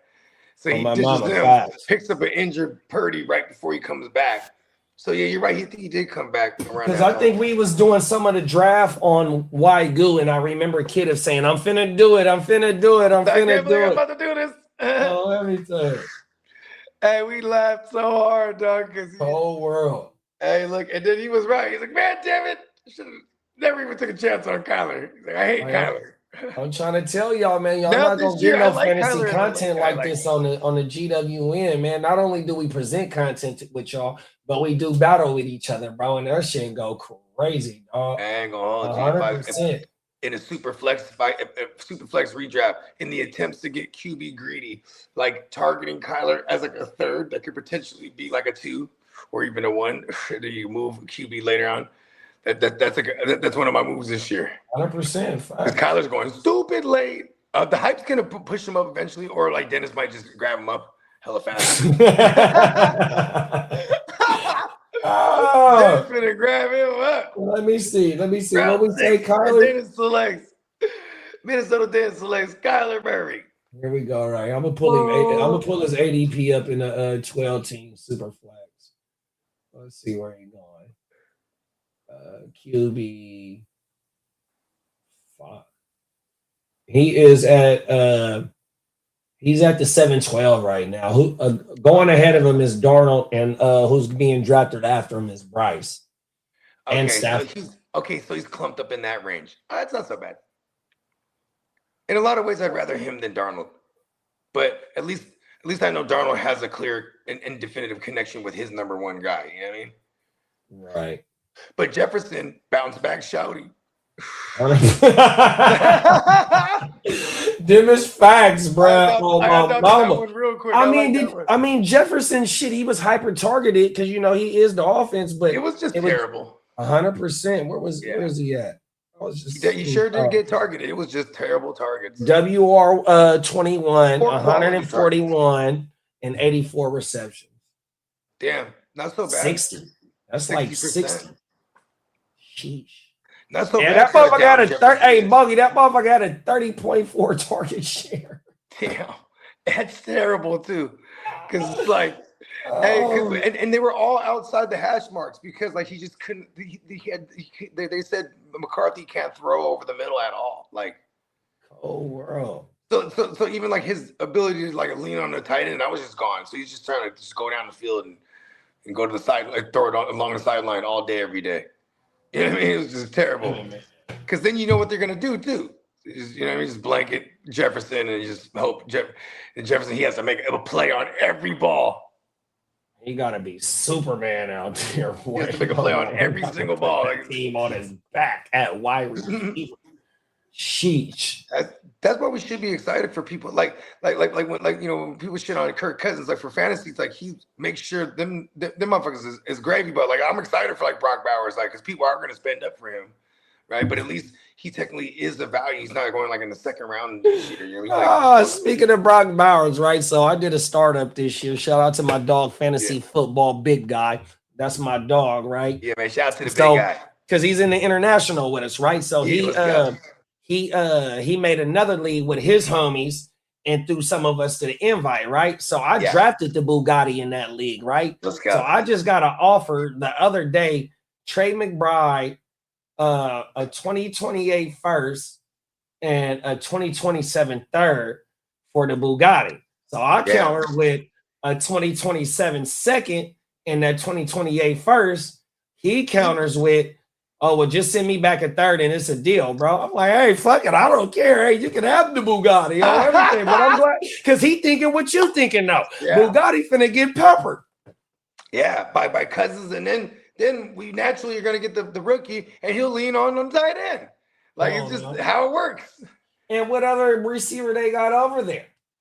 Nobody. And they're going to be in a tight end centric offense. Nobody. Key Sweat voice. Nobody, baby. Hey, look at it though. Oh God, they don't got nobody. Key Sweat voice. Right.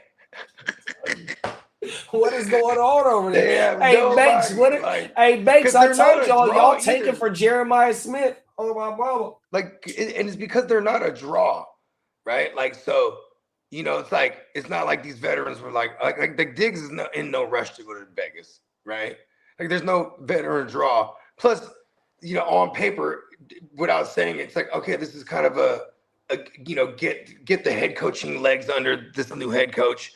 And then next year they're gonna go at it. You know what I mean? Like they're gonna try to go at it next year because they're probably trying to get in line to get like some weaponry high.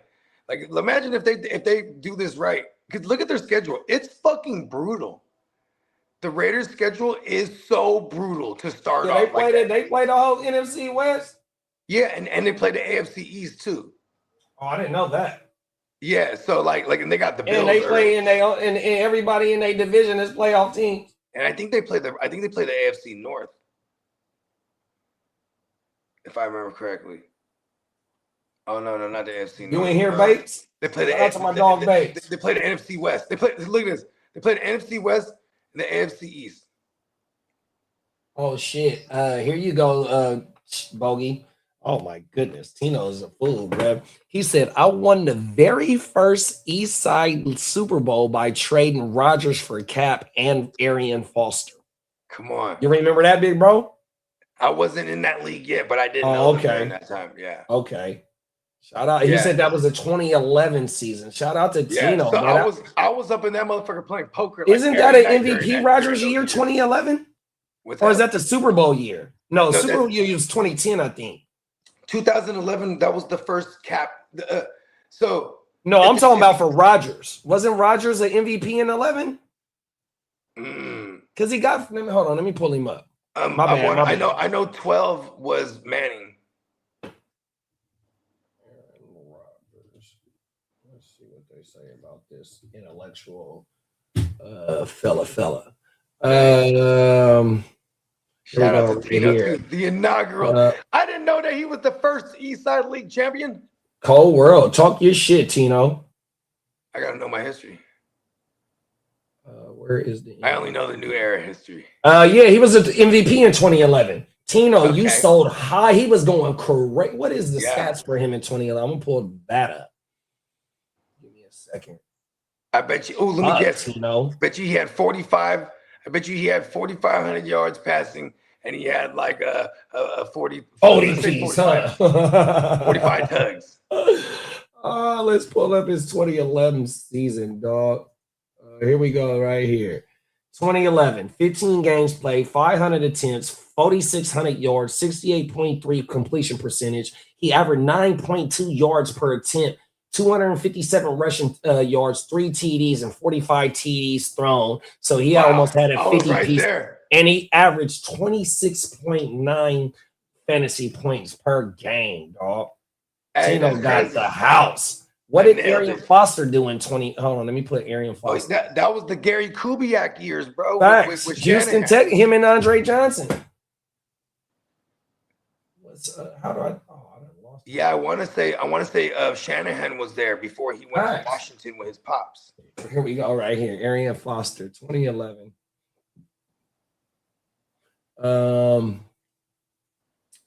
2011, he was 13 games played, 278 rushing attempts, 1,224 yards, 4.4 per attempt, 53 receptions, 617 receiving yards, and 12 total touchdowns with 23.3 fantasy points. He got Aaron Rodgers straight up for Arian Foster, and then he was able to get Kaepernick in 2011. Let's go to Kaepernick's numbers. Oh, Tino, use a cold motherfucker. Yeah, that was the rookie year. That was the rookie year, or not the rookie year, the sophomore year, right? No, what was it? I don't think Cap was in the league yet. Was it? Yeah, that's Harbaugh days. 2011. Oh, you're right. So this was here we go. Oh no, so 2 games played, 5 pass attempts, 35 yards. He don't even got no rushing yards. So that wasn't the year. So that was his rookie year. Yeah, he didn't start until the because Alex got concussed, and once Alex got concussed, he didn't give the job back. Yeah, they're waiting to go. They're waiting to make a switch because they give our offense explosivity. You know what I mean? Yeah, his second year was 13 games, 218 pass attempts, 1,800 yards. 1,814 yards, 1,814 yards passing, 62.4 completion percentage, 8.3 yards per attempt. But he had 415 rushing yards with 5 TDs, 10 passing TDs, and he averaged 13.6 fantasy points. He was kissing the bicep. Right. Facts. Then he only had 5 rushing TDs. It's funny because in my mind he had like 20. Yeah, he was going crazy though. He was going crazy. It was exciting with the pistol offense. Yeah, but see, remember, 12 was our loss to New York. 13 was the Super Bowl season, and then 2014 was the loss to the Seahawks. Yeah, and those years are because we're in the new year already. So the 2012 season was the loss in the Super Bowl, but that was in. Yeah, because old boy caught the concussion. See, the 13 season or the 12 season, I think, is when we went to New England and he destroyed New England in the snow. And we went on to the Super Bowl that year. He destroyed their ass. I remember that game like it was yesterday, bro. He hurt Randy Moss in that game. He hurt. Yeah, with the because he only throw fastballs. Yeah, and so Randy Moss had his shit wrapped up throughout the whole offseason. You know what I mean? Just because Captain just throws a cannon. That's it. One speed. In 2014, he had 639 rushing yards, 19 passing TDs. Yeah, he was on a little bit of a I'm an actual QB tear. Because remember there was a whole thing like, he's like a that was his highest yards thrown. He had 478 attempts and he threw for 3,300 yards. The thorn in our side for Kaepernick and Harbaugh was that Seahawks team. He was a 4,000 total yard season that year. Yeah, 2014. Yeah, he had the 3,400 passing and the fucking whatever 600 rushing. Yeah, that NFC Championship against the Seahawks. They got a NFL conspiracy theory video out on that shit, bro. About the whole game from beginning to end. Remember, we split with them that year in the regular season, and I remember hosting that game at my crib. The second one, where it was in Candlestick, and we beat them by a field goal. You know what I'm saying? But then, like, you know, because this shit, they were just they had our number, bro. You know what I mean? Those games were always for close. Sure. I mean, you remember Thursday night in Seattle? That was the Vernon Davis game. Come on, cold world, right? And they hated Vern, but they both was hitting though. Like that was a snot knocker game. Every time they got together, dog, 100%. I mean, physicality was like the way they described 100%. Even the Rams were nasty back then. They had a young Aaron Donald. Just all the defense, even Arizona's defense, they had Bruce Arians, and then Todd Bowles was the DC. Like that, all the defenses were nasty in that division. Yeah, we had Fangio. Fangio was cold. Yep, Fangio, cold motherfucker, bro. Everything. Tino said, remember he was MVP. MVP Rodgers, and then he remember Kaepernick running. Foster was cooking that season though for sure. I mean, that 1-for-1 for Foster for Aaron for Rodgers, that canceled the trade out right there. And to get Cap was taking snaps at the goal line with Smith. I remember that like it was dude still in his job. Come on now. And Harbaugh drafted Brett in the second round. That was another thing that the right one's on the wall for Alex Smith. You're almost done, bro. 1 month from tonight, Thursday, August 6th, the Pro Bowl Hall of Fame game. Oh, the Hall of Fame game, Panthers versus Cardinals. Okay, shout out to Ears. Always working, man. Oh, my mama. Let's see if we can wrap this news up. Where we at? Titans wide receiver Calvin Ridley was limited during off-season workouts. OG know what he's doing. You know, he's probably an 8-year vet by now. You know, he trying to skip out on the off-season work. He probably trying to skip out on a little bit of training camp too. Come back week 2, week 3, right before that shit end. Oh, everything.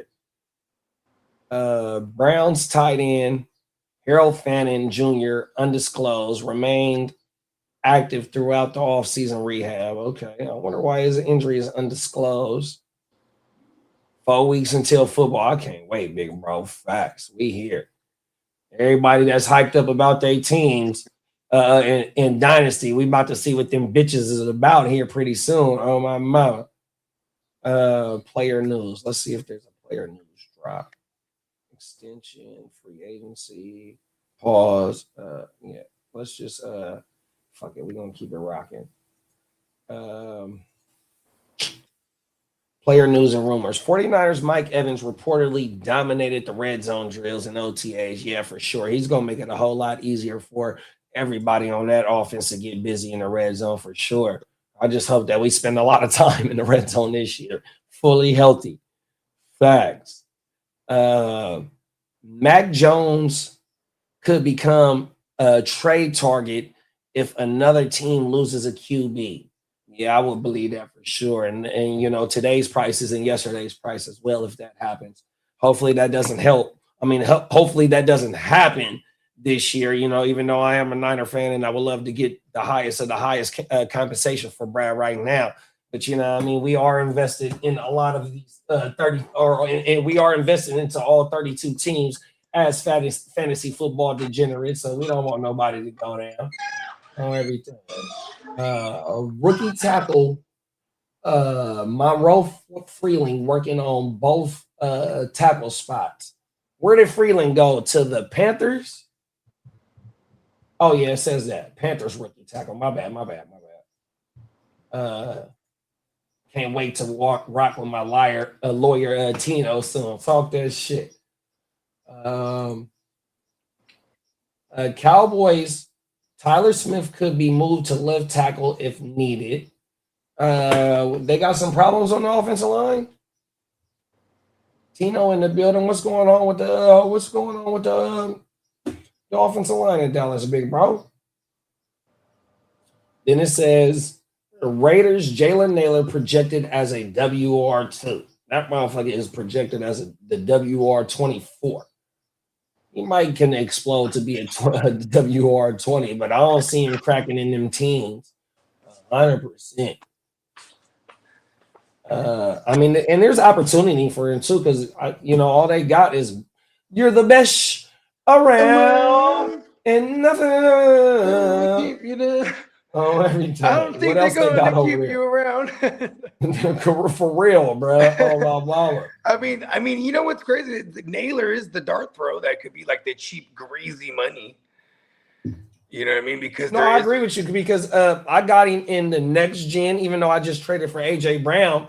And shout out to McGoobs for our doing business. Yeah. But, our first trade talks was involving Naylor, 100%. So once he countered with Perkins from Atlanta, I'm like, oh hey, fuck it. He's in my taxi spot. He ain't gonna boom this year, and if he do boom this year, he ain't gonna boom like motherfucking AJ Brown. So yeah, I'm running that shit. Yeah, come on. I was able to keep Jalen. So good looking, bro, and I was able to keep Jalen Naylor just in case, if the shit that you throw at the wall do stick with, bro. Come on. Oh man. Next piece of the news is let's go back real fast. Okay. Mac Jones could become a trade target if another team loses a quarterback. Yeah. So like, i.e., one of the hitter teams. You know what I mean? Because like for example, if like, God forbid anything happens to like Lamar again, right? You know what I mean? Like, a contending team, Super Bowl like playoff team. But yeah, and this would probably, I think this would be like a right out the gate thing. If someone got hurt like preseason or they got hurt early on, and you know what I mean, then I feel like that. But even worse, if we're getting towards the trade deadline, and then one of these contending teams gets hurt, their starter gets hurt. You know what I mean? Right. Then boom. Like for example, I don't know, like Minnesota. You know what I mean? Like say like they're in the mix. Boom, Kyler goes down. They're like, fuck JJ McCarthy. Go give me Mac Jones. You know what I mean? So Shanahan, he's prepared for this moment because he took Curtis Rourke and redshirted him. You know what I mean? I don't know if he placed him on the practice. No, because he was hurt. They didn't have to place him on the practice roster. Oh my mama! And then they activated him. Later on in the year for him to be able to become part of the 53, if I'm not mistaken. Yeah, so he can get the proper rehab and all that. So, bruh, Shanahan is preparing for this moment. We just don't know what Curtis Rourke for to do, but we're finna see him in preseason this year for sure, big bro. Do you remember how we got the Brock? So, like, we had the Brock on the roster, obviously, fucking Mr. Relevant. And at the time, we had Nate Is it Sudfield? Probably was Sudfield. Yeah, so it was Sudfield, and then you had Jimmy and you had Trey, who were already locked in as the 1 and 2, right? It was Trey and Jimmy in that order, right? As Trey was the 1, and then Jimmy's the 2. So like they're like, okay, we only had 3 preseason games, so we see Lance in the first one. They're like, okay, with Jimmy, he has like this ankle, so like we're not gonna see any Jimmy. So then week 2 of that preseason, we're going into Minnesota, and it's like a big deal for Lance. He wants to play because this is his favorite team growing up. I think he's from that area somewhere, if I remember correctly. Either way, that was his team for sure growing up. So even they're like, and Shanahan's like, no. We need to see Sudfield and Purdy more. You know what I mean? So they had Sudfield start that game. They had Purdy play out the rest. And then they were so impressed with Purdy, they're like, all right, we need to see more of this Purdy kid. You know what I mean? Because they were so like, Shanahan was so emphasizing like, I even need my third to be like someone I can count on. And ironically, you know what I mean? He ended up being able to count on Brock down the road. But it started with them choosing the Brock over Sudfield. You know what I mean? They just cut him like, all right, we like this kid, Brock. You know what I mean? And what? That same year. Yeah, Lance goes down like week 2. Then Jimmy plays for like 5 weeks or whatever that is. 6 weeks. Yeah, when did Purdy Brock, come in? I think Brock played 8 games in 2022. 8 games. Okay, so he came in like week 10 or 11. It was the Dolphins game when Jimmy went down. We were playing against the Dolphins that year. Y'all listening to a walking encyclopedia right here, y'all. But you remember this though, right? No, Jimmy goes down. I don't remember that. I don't. And in comes the Brock. We're like, oh shit! And he just right out the gate starts shredding. Man. Oh, you know what, big bro? You know what I do remember about that season is the Arizona game, week 2 or week 3. Fucking Trey Lance had like 15 rush attempts and he got hurt that game. Brett crashed him out. Like every time Lance got in, even his rookie season, he crashed him out. It was against the Seahawks, and you know who hurt him? It was Jordan Brooks got in. He was getting in there, and then it was Cody Barton who ultimately got in there and then fucked up Trey Lance's whole shit. You know what I mean? Shout out to the Code Man. Fucked him up, bro. Do you remember when he tried to truck Buda Baker in the Arizona game? Yeah, so that he scored on that play. It was a running play, and he tried to truck him, bro. 2. You're right, because I think week 3 was the Seahawks game, because he definitely went down early. Pause. Yeah, bro. Here, I'm finna pull it up, bro. He had like 15. He had double-digit attempts in back-to-back games. Hey, I'm gonna pull this shit up, bro. Yeah, that was the 21 season. No, 22 season. Yeah, this would be the 22 season. And we can go to his game log. Here we go. Right. Because the first full year as a starter was 23 for Brock, right? Okay, let's go to his second year. Game log 2022. Game logs. Chicago first and then Seattle. So that's 2022. And then 2021 is Detroit, Green Bay, Seattle, and Arizona. Okay, rushing yards. No, it's not showing us rushing attempts. Damn it. Let me go. Okay, let me go over here. Pro Football Focus, y'all. It's another tool that I use for my. I love Pro Football Focus. I used to pay for that shit back in the day. For real? What is the paywall give? What does it give you behind the paywall? This was like you would get all these charts and articles from just the different analysts that they had on Pro Football Focus at the time. And like this was before the letter grade and percentage shit. It was like numbers for real back in the days. You know what I mean? It was hella different. Yeah, because every time I sign on, well, I ain't gonna say every time, but every other time I sign in, they ask me if I want to sign up for an account. Yeah. So let me think. It was like $200 like back in the day. $200 for a whole year. For the whole year? Yeah. Oh, they must got some fat shit for that shit then. Yeah, it was cool, but it was funny. It's like all I fucked with was the advanced analytics. And then later on down the road, it was like, Pro Football Reference and all these other free shit. It was like, cool. But now now Pro Football Focus offers hella free shit. You know what I mean?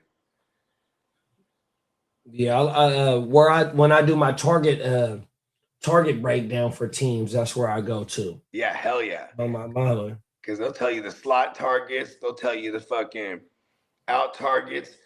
Back in the day, the guy who does Pro Football Focus, they even have a YouTube channel, but We had that guy on the Run Boys back in the day. And and I wrote the show sheet for that show. It was me, Robbie, and then that dude. And like, it was funny because like he was like, "What's your favorite?" He asked me, he's like, "Bogey, what's your favorite advanced analytic?"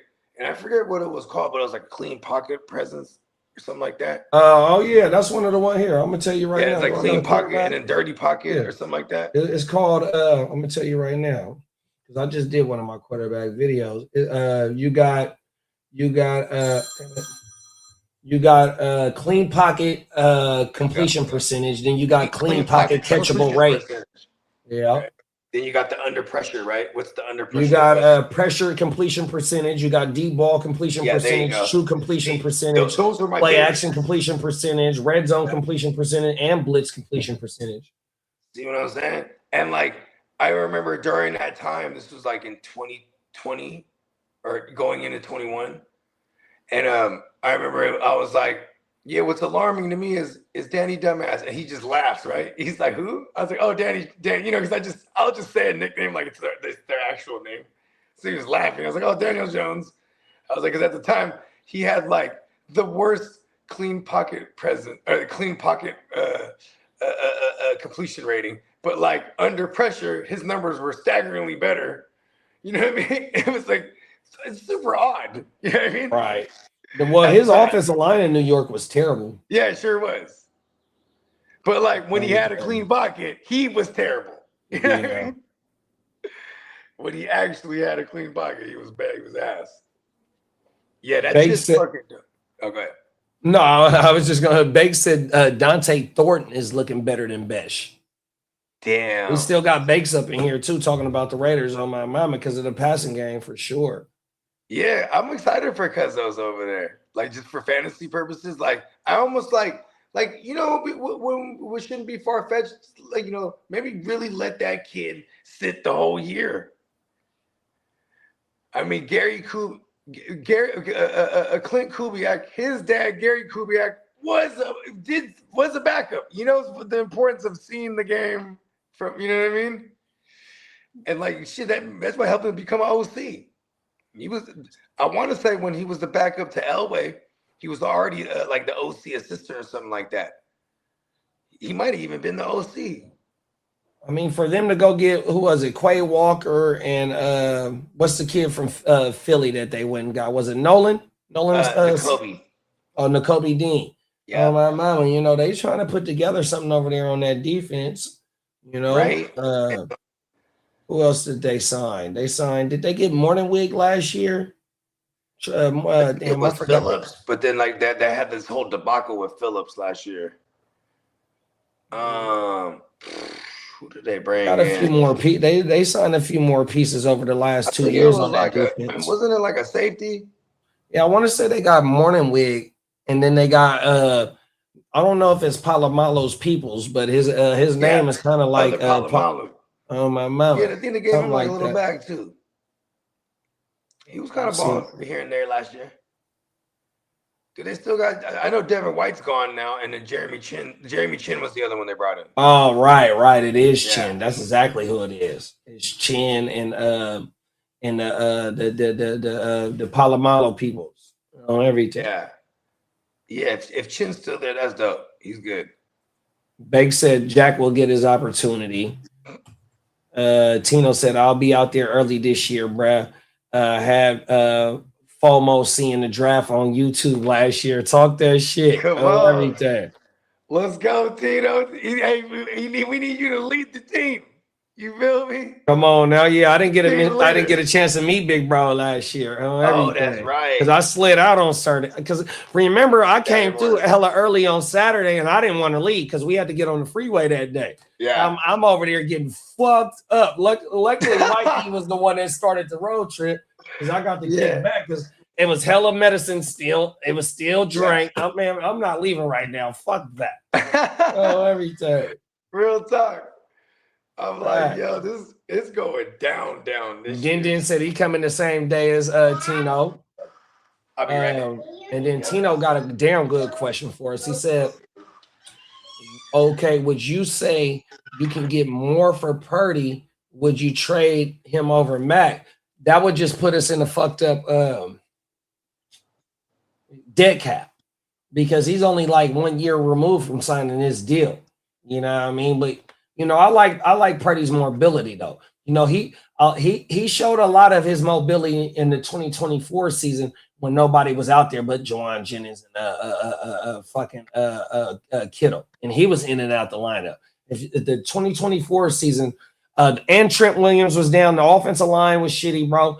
He showed a lot of his mobility, and he showed a lot of it last year as well. You know what I mean? And that's one thing that he can do is buy time. Mac Jones is a statue, 100%. Only thing that Purdy can't do, he can't stay on the fucking field, bro. We need 17 games from bruh. If we can get 17 games from bruh, which he played 16 in 2023, that motherfucker was a 4,000-yard quarterback. We ain't had that in a minute. We get a 4,000-yard quarterback with a 1,000-yard rusher or a combined 1,500 rushing yards, almost close to 2,000 rushing yards from 3 running backs. Hey, bro, that means you got a top 5 offense, in which they had last year, but their defense was a bottom league defense. They had top 5 special teams and the top 5 offense. Bro, they was giving up the windshields on defense. And you've seen the last 2 drafts and them trading for one of your players, Tino, like they emphasis is defense as well, 100%. But the substation is what's holding us back.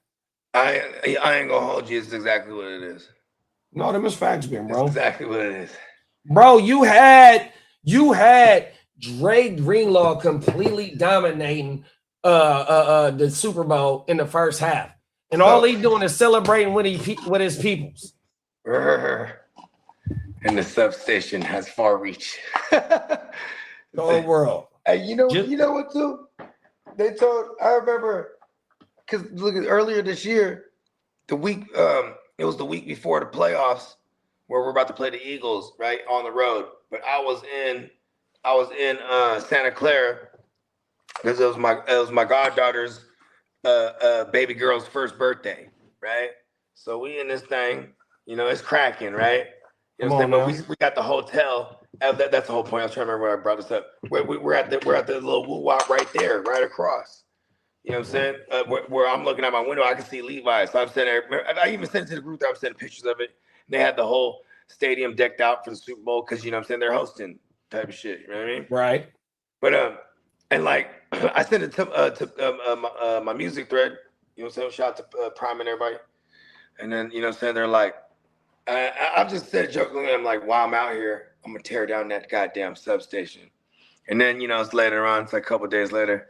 And Prime just texted me, so I'm very disappointed in you. I'm like, what? What the fuck did I do? You know what I mean? And he's like, I didn't hear nothing about no one destroying any kind of substation. I'm like, you know what I mean? Crazy, bro. You know what I mean? I'm like, I was there on a family trip. You know what I mean? But I'm like, I've been to that practice facility a bazillion times. That you know what I mean? Where we had training camp. Right. It's right next to the stadium, ain't it? Yeah, it's right next. Yeah, exactly. Like you can walk in this motherfucker from the stadium. You know what I mean? It's you got the little Marriott right there. That's where I was staying at. And it was overlooking the field, you said? Yeah, I'm talking about. I'm talking about where I was staying at to where I was facing. I was facing Levi's. But it's you can walk. It's walking distance though to the little training camp area. You know what I mean? They got a whole another field right there, and then they got the little stands for the fans to come and watch or whatnot. Right. Should be cracking. No, facts. 100%. But yeah, the substation's right there. Right, facts. So have you seen anything about them, like how Lee said about them maybe moving a training facility? Do you know anything about there that? There's some rumors. There's some rumors. And were they talking about going though? I don't know. I would imagine like San Jose State would probably be like the nearest thing I would think about. It's far away from the substation. It's close enough that you just drive. Most of these motherfuckers live in San Jose. You know what I mean? Do you remember when they used to train in Rockland? Damn, that's a long time ago. Yeah, that's Montana days and shit like that. They used to train up here. That's like I've seen videos about this shit. You know what I mean? Like I was young, I wasn't even a mustache yet. I was young bogues. I was lowercase bogues. Come on now. Den said they say no East Siders at the West Side draft, but I would just tell them I need my lawyer present. I got you, Brownie.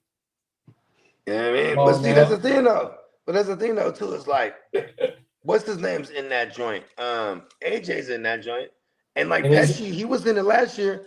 Pesci be hella finicky with everything because I'm like, listen, you gonna be in it again? But they both in the East Side League too, though. Yeah. AJ and Pesh. Yeah, like Pesh jumped in because we needed a spot. He's like, all right, fuck it, I'll do it. We talked him into it. But here's the thing too. This year, I'm like, you coming back, right? He's like, I'm gonna be out there. I'm like, well, what's up, dog? You in this thing or what? You know what I mean? Come on, I'm like, man. what's in it, dog? It's 200, right? I'm like, yeah, because he was also another one who had to chase down. He was paying like, little payments, which is fine. But then he stopped after like $100 worth, and then he gets into the playoffs. I'm like, come on, dog. Then he ends up getting whatever third or whatever. Yeah, he went on a run at the end. The second half the second half of the season to the end of the season, he went on a run. He was doing East Side shit, trying not to pay it. They're like, well, I'm in now. Just come on, pay the shit, bro. But yeah, shout out to Pesci. Hey, Pesci used to be one of my arch nemesis. Like, he still is in fantasy, but everyone is.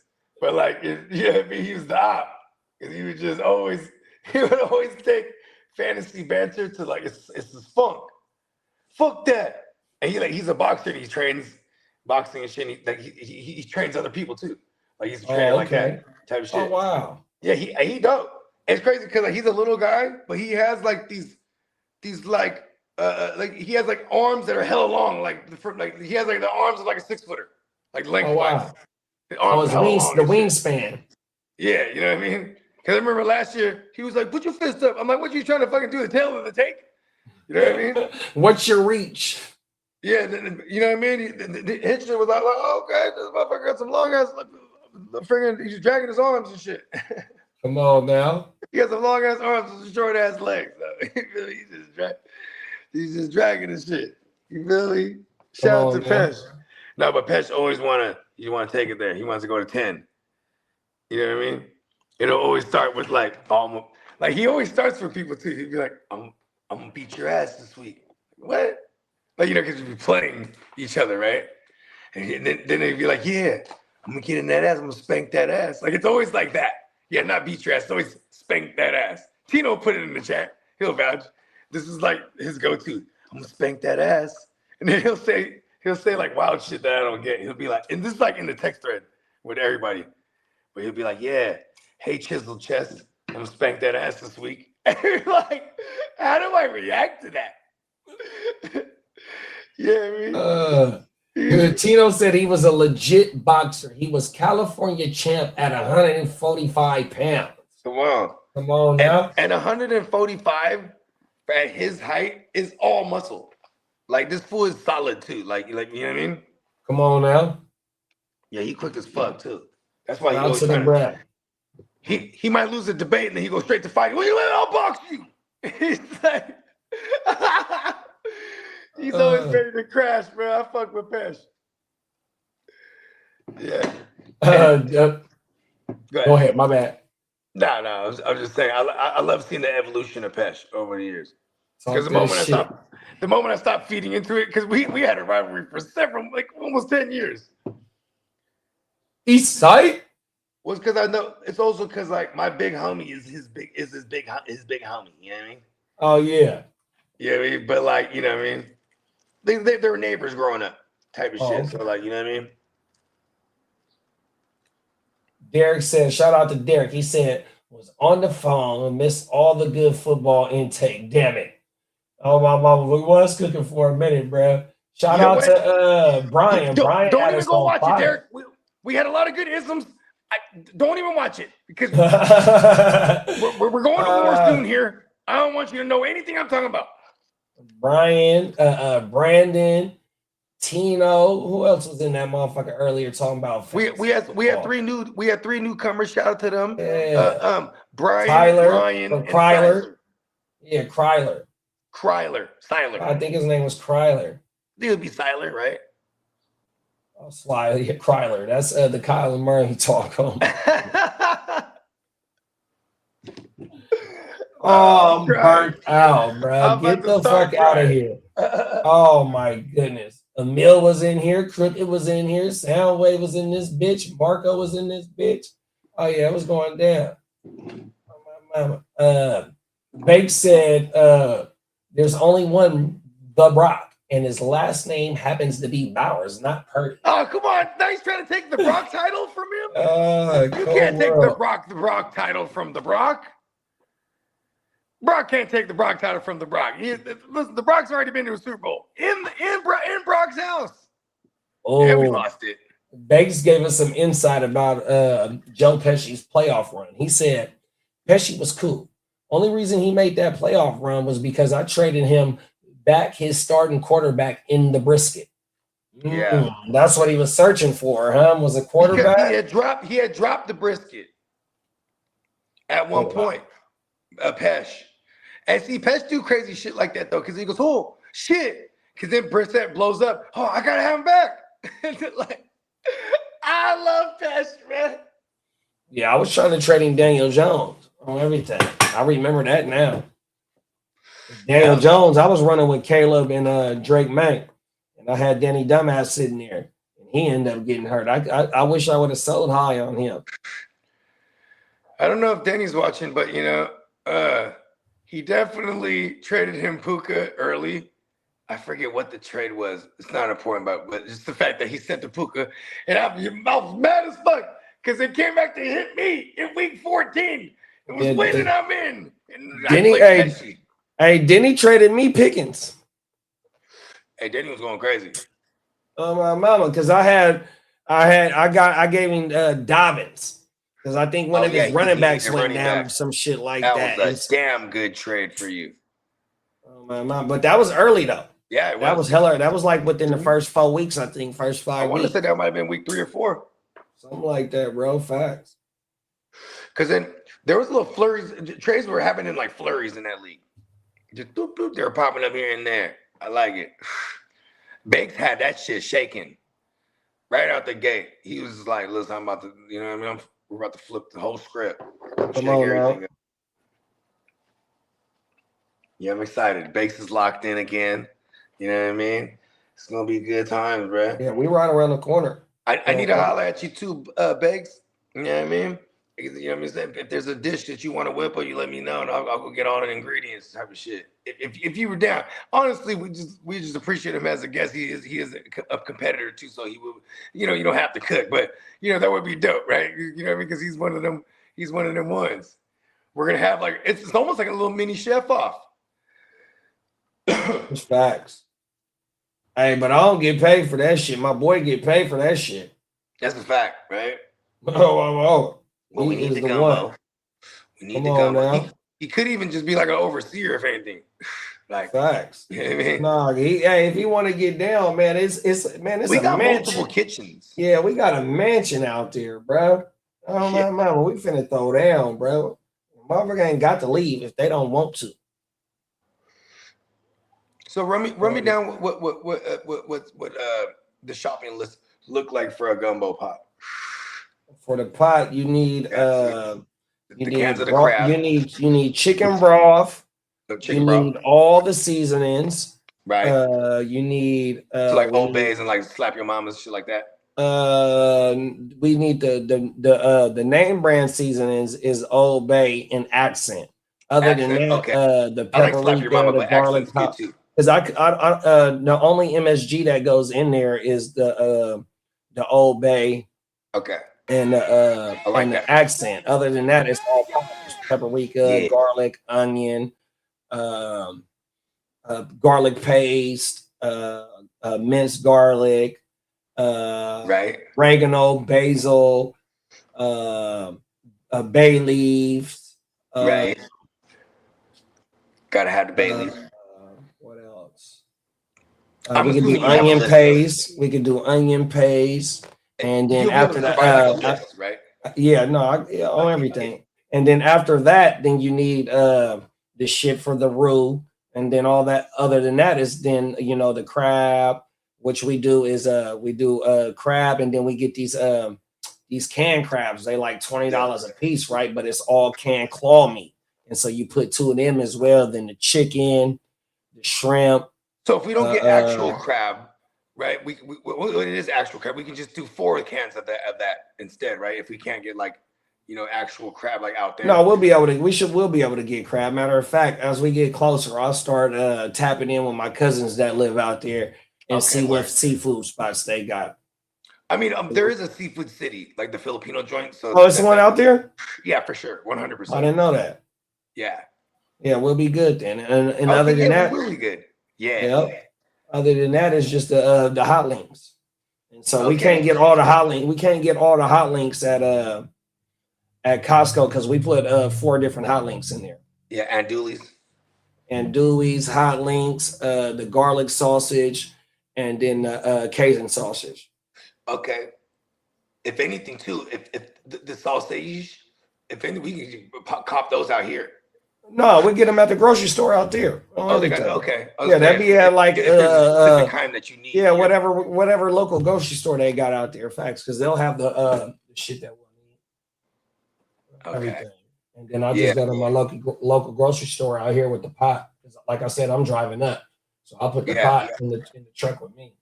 Or the van. Yeah, so maybe like. So what does it usually run you whenever you throw a gig? It's like $300-$400 for like a big old bottle? I would say about $250 at the most. Yeah, okay, works. Close to Perfect. $300. I got that. That feeds a party and it's still leftovers. So with the what we're doing, that'll be because if you can get that, we can start prepping. I can even help you prep. We can start prepping up on the Thursday and then have that going. No, them is facts. Do it early morning. Right? That way it's out the way because the prep is the longest thing. Yeah. But we got to deep fry the chicken. You know what I mean? The chicken got to be cooked because I don't put nothing. Only thing that goes raw in the gumbo is the crab and the shrimp. So the sausage got to be sauteed, paused. The chicken got to be deep fried 100%, and then all the vegetables, the bell peppers, the onions, and onions. Crazy. Yeah, I love this. Okay, and then. Because then I even went through the checklist with Kitteh lightweight. It's going to be various meats. He's grilling and smoking all kind of shit. So you know what I mean. Come on now. A lot of chicken on the menu too. You know what I mean. And we're definitely going to have some array of ribs and various tri-tips and whatnot. Yeah, it's going down. Yeah, it's going down. The smoking aspect's going to be dope too because then Kitteh he'll be able to get that thing going. And then Bake, listen to this. Bake said, "I'm down to make a tri-tip or a few steaks." See, there it is, right? And that's all at Costco. Yeah. Bakes, when do you come in? You come in Friday? Because then you know what I'm saying. Because I was going to think like, because we're going to be there as early as when. Friday is the draft. And like I said, the draft going to be a bit longer because we got to do the giveaways as well. You feel me? And that's what I'm hoping to get more people tuned in because, you know what I mean? Not only is we drafting, but we blessing the people 100%. And it's going to be multiple angles of the whole house, during the whole weekend. So not only is it a draft house, it's going to be like a damn near content house because we doing shows. You know what I mean? We're going to be doing our live shows and shit. You know what I mean? Friday is Wake Your Game Up. Thursday, if motherfuckers come in, we could do a Playmakers, you know what I mean, at night because we did that last year. Oh, we sure is. And the Playmakers, it can just be like reality TV edition. Like, we're prepping food, we show the house, all kind of shit. You know what I mean? All the cameras will be placed, you know what I mean? That way we can already get the, you know what I mean, playing with that shit pause before the draft. Get all that shit up. So in the Playmakers will be the trial run. My cameraman comes through Thursday too. So we're actually, because I'm filming a documentary. Like, remember I was telling you earlier this morning? Oh, my mama. Yeah, so we get footage. He's just gonna be filming as much as possible. I just told him just film hella shit. You know what I mean? We're gonna fuck around, shoot a couple music videos out there too. Fuck it. You know what I mean? Come on now.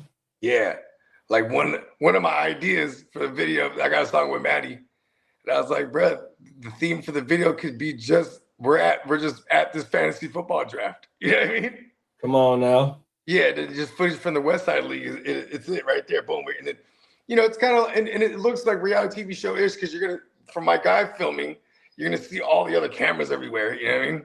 Right. Yeah, that's going to look dope. because it's like some behind the scenes. The West Side is a reality show. Oh, it's not draft. That shit is a reality show. Real talk. Bro, we're going to have reality TV show under our belts. That's what I'm saying. Hey, we going to turn this shit in more than into it's going to be more than fantasy football, bro. It's already more than fantasy football. The Boogeymentary is popping it all up, bro. Oh, world, bro. Derek said he can't wait for Vegas. Facts, bro. Right. Y'all ready for Adam to go around asking everyone who they drafted? I'm here for it. Crab is cheap at Costco. Yeah, them is facts too, big bro. For 4th of July, they had all that shit out on ice, on everything. My wife even sending me pictures with facts. Yeah, we're going to Costco. Bake said he coming in on Friday. Okay, word. Derek said he there on Wednesday. I'm there on Wednesday too. Yeah, so is Tino and Steamboat. Oh yeah, Tino. I'm not sure if you're aware of that. Diamond Joe, he said he's going Wednesday too. So yeah, make sure the 19th is the 19th. So we're going a day early. Come on now. Well, because Tino he got comp rooms. You know what I mean? So he's gonna be all right. We're gonna see him every day, but he has his own palace. That's how we was last year. Wifey had a comp room at the Trump. Yeah.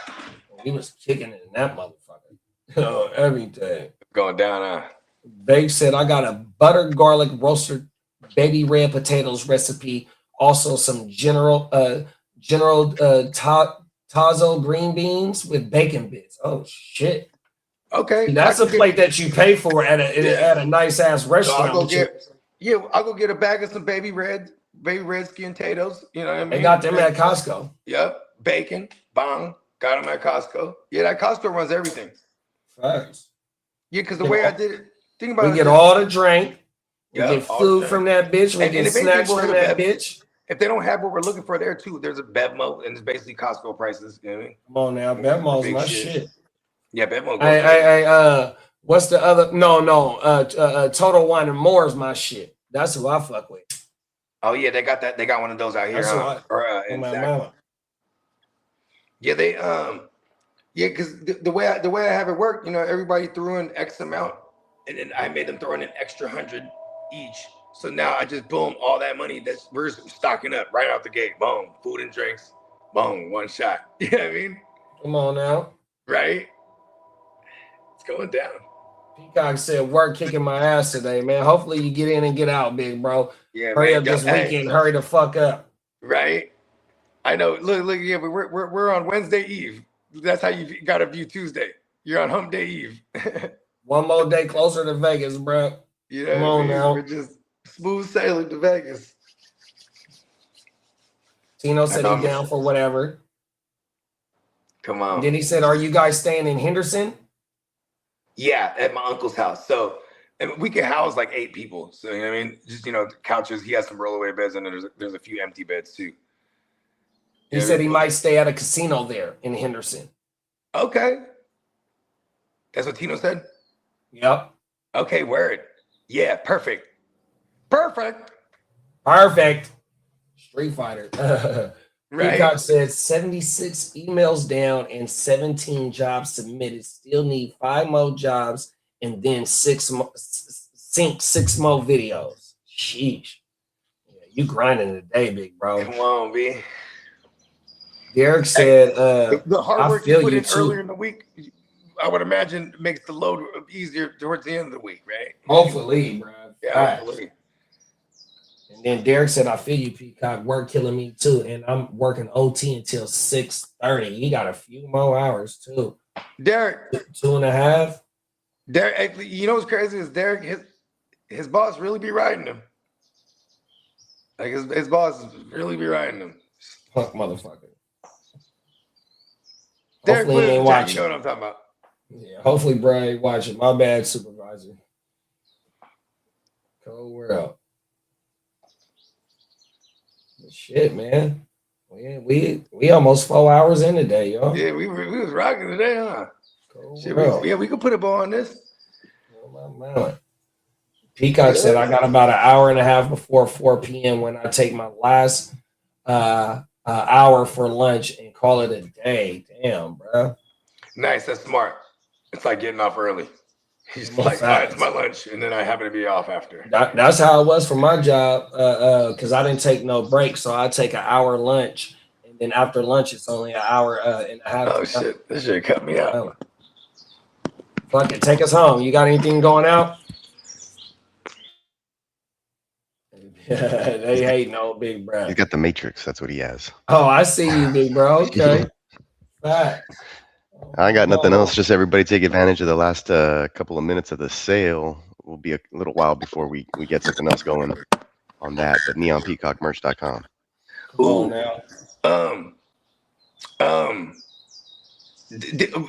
Down. No, you've been hella busy. Never mind. I forgot. I was gonna say if you got a chance to do the yellow color. No, yeah, no I've worries. been stupid busy. Like I haven't even had a chance to eat. I'm about to order the Batman joint though for show. Yeah. I threw that in my car. How long do I got? Like a couple minutes, you said? I don't know. Like I said, you said 5 o'clock p.m. You got 2 hours. You got 2 hours. Yeah, I got 2 hours. Okay, perfect. Yeah, but there should be a sale coming up. Let me see if I can get the date for you here in a second. Ooh, we're getting the inside skimmy right here. Come on now. It's ending, but the other one will be it.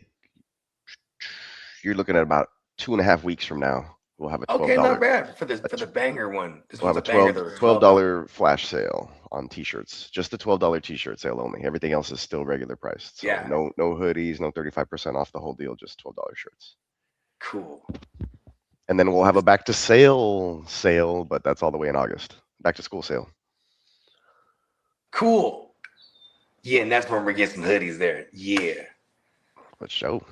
But yeah, take advantage of that. The Batman joint is up there. I also have the Cat of Wall Street, Tom from Tom and Jerry's up there. Yeah, doing his I like thing. that. So got a couple other designs that are up there. Some new ones. Check them out. Good shout. NeonPeacockMerch.com, baby. Gaga. Gang in the building, y'all. Let me see. I got it. Oh, damn it. My mouse tripping. My bad. Oh, shit, cut me out again. My mouse is tripping. I think I need a new mouse.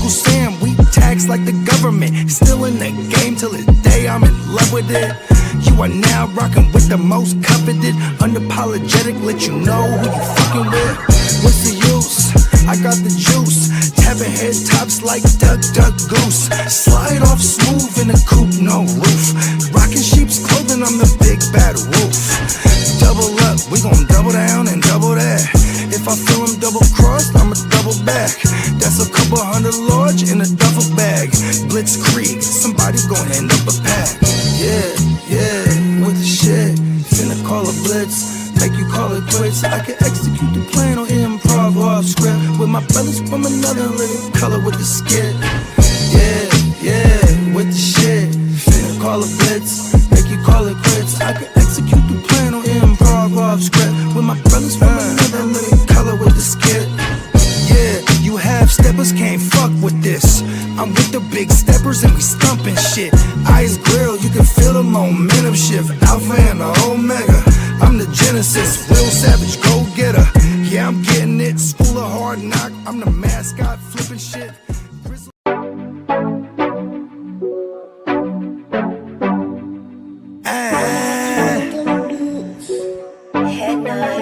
Scott!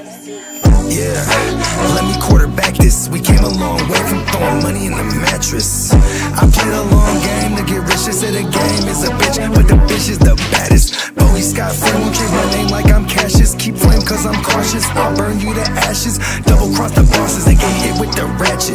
Can't fuck with suckers, that shit is contagious. Count 100 down, blowing clouds, hella anxious. Maybe a doctor, but I ain't got no patience. All top shotters on my roster, they gon' race shit. Transporting weight, cross states in my spaceship. Sky free, but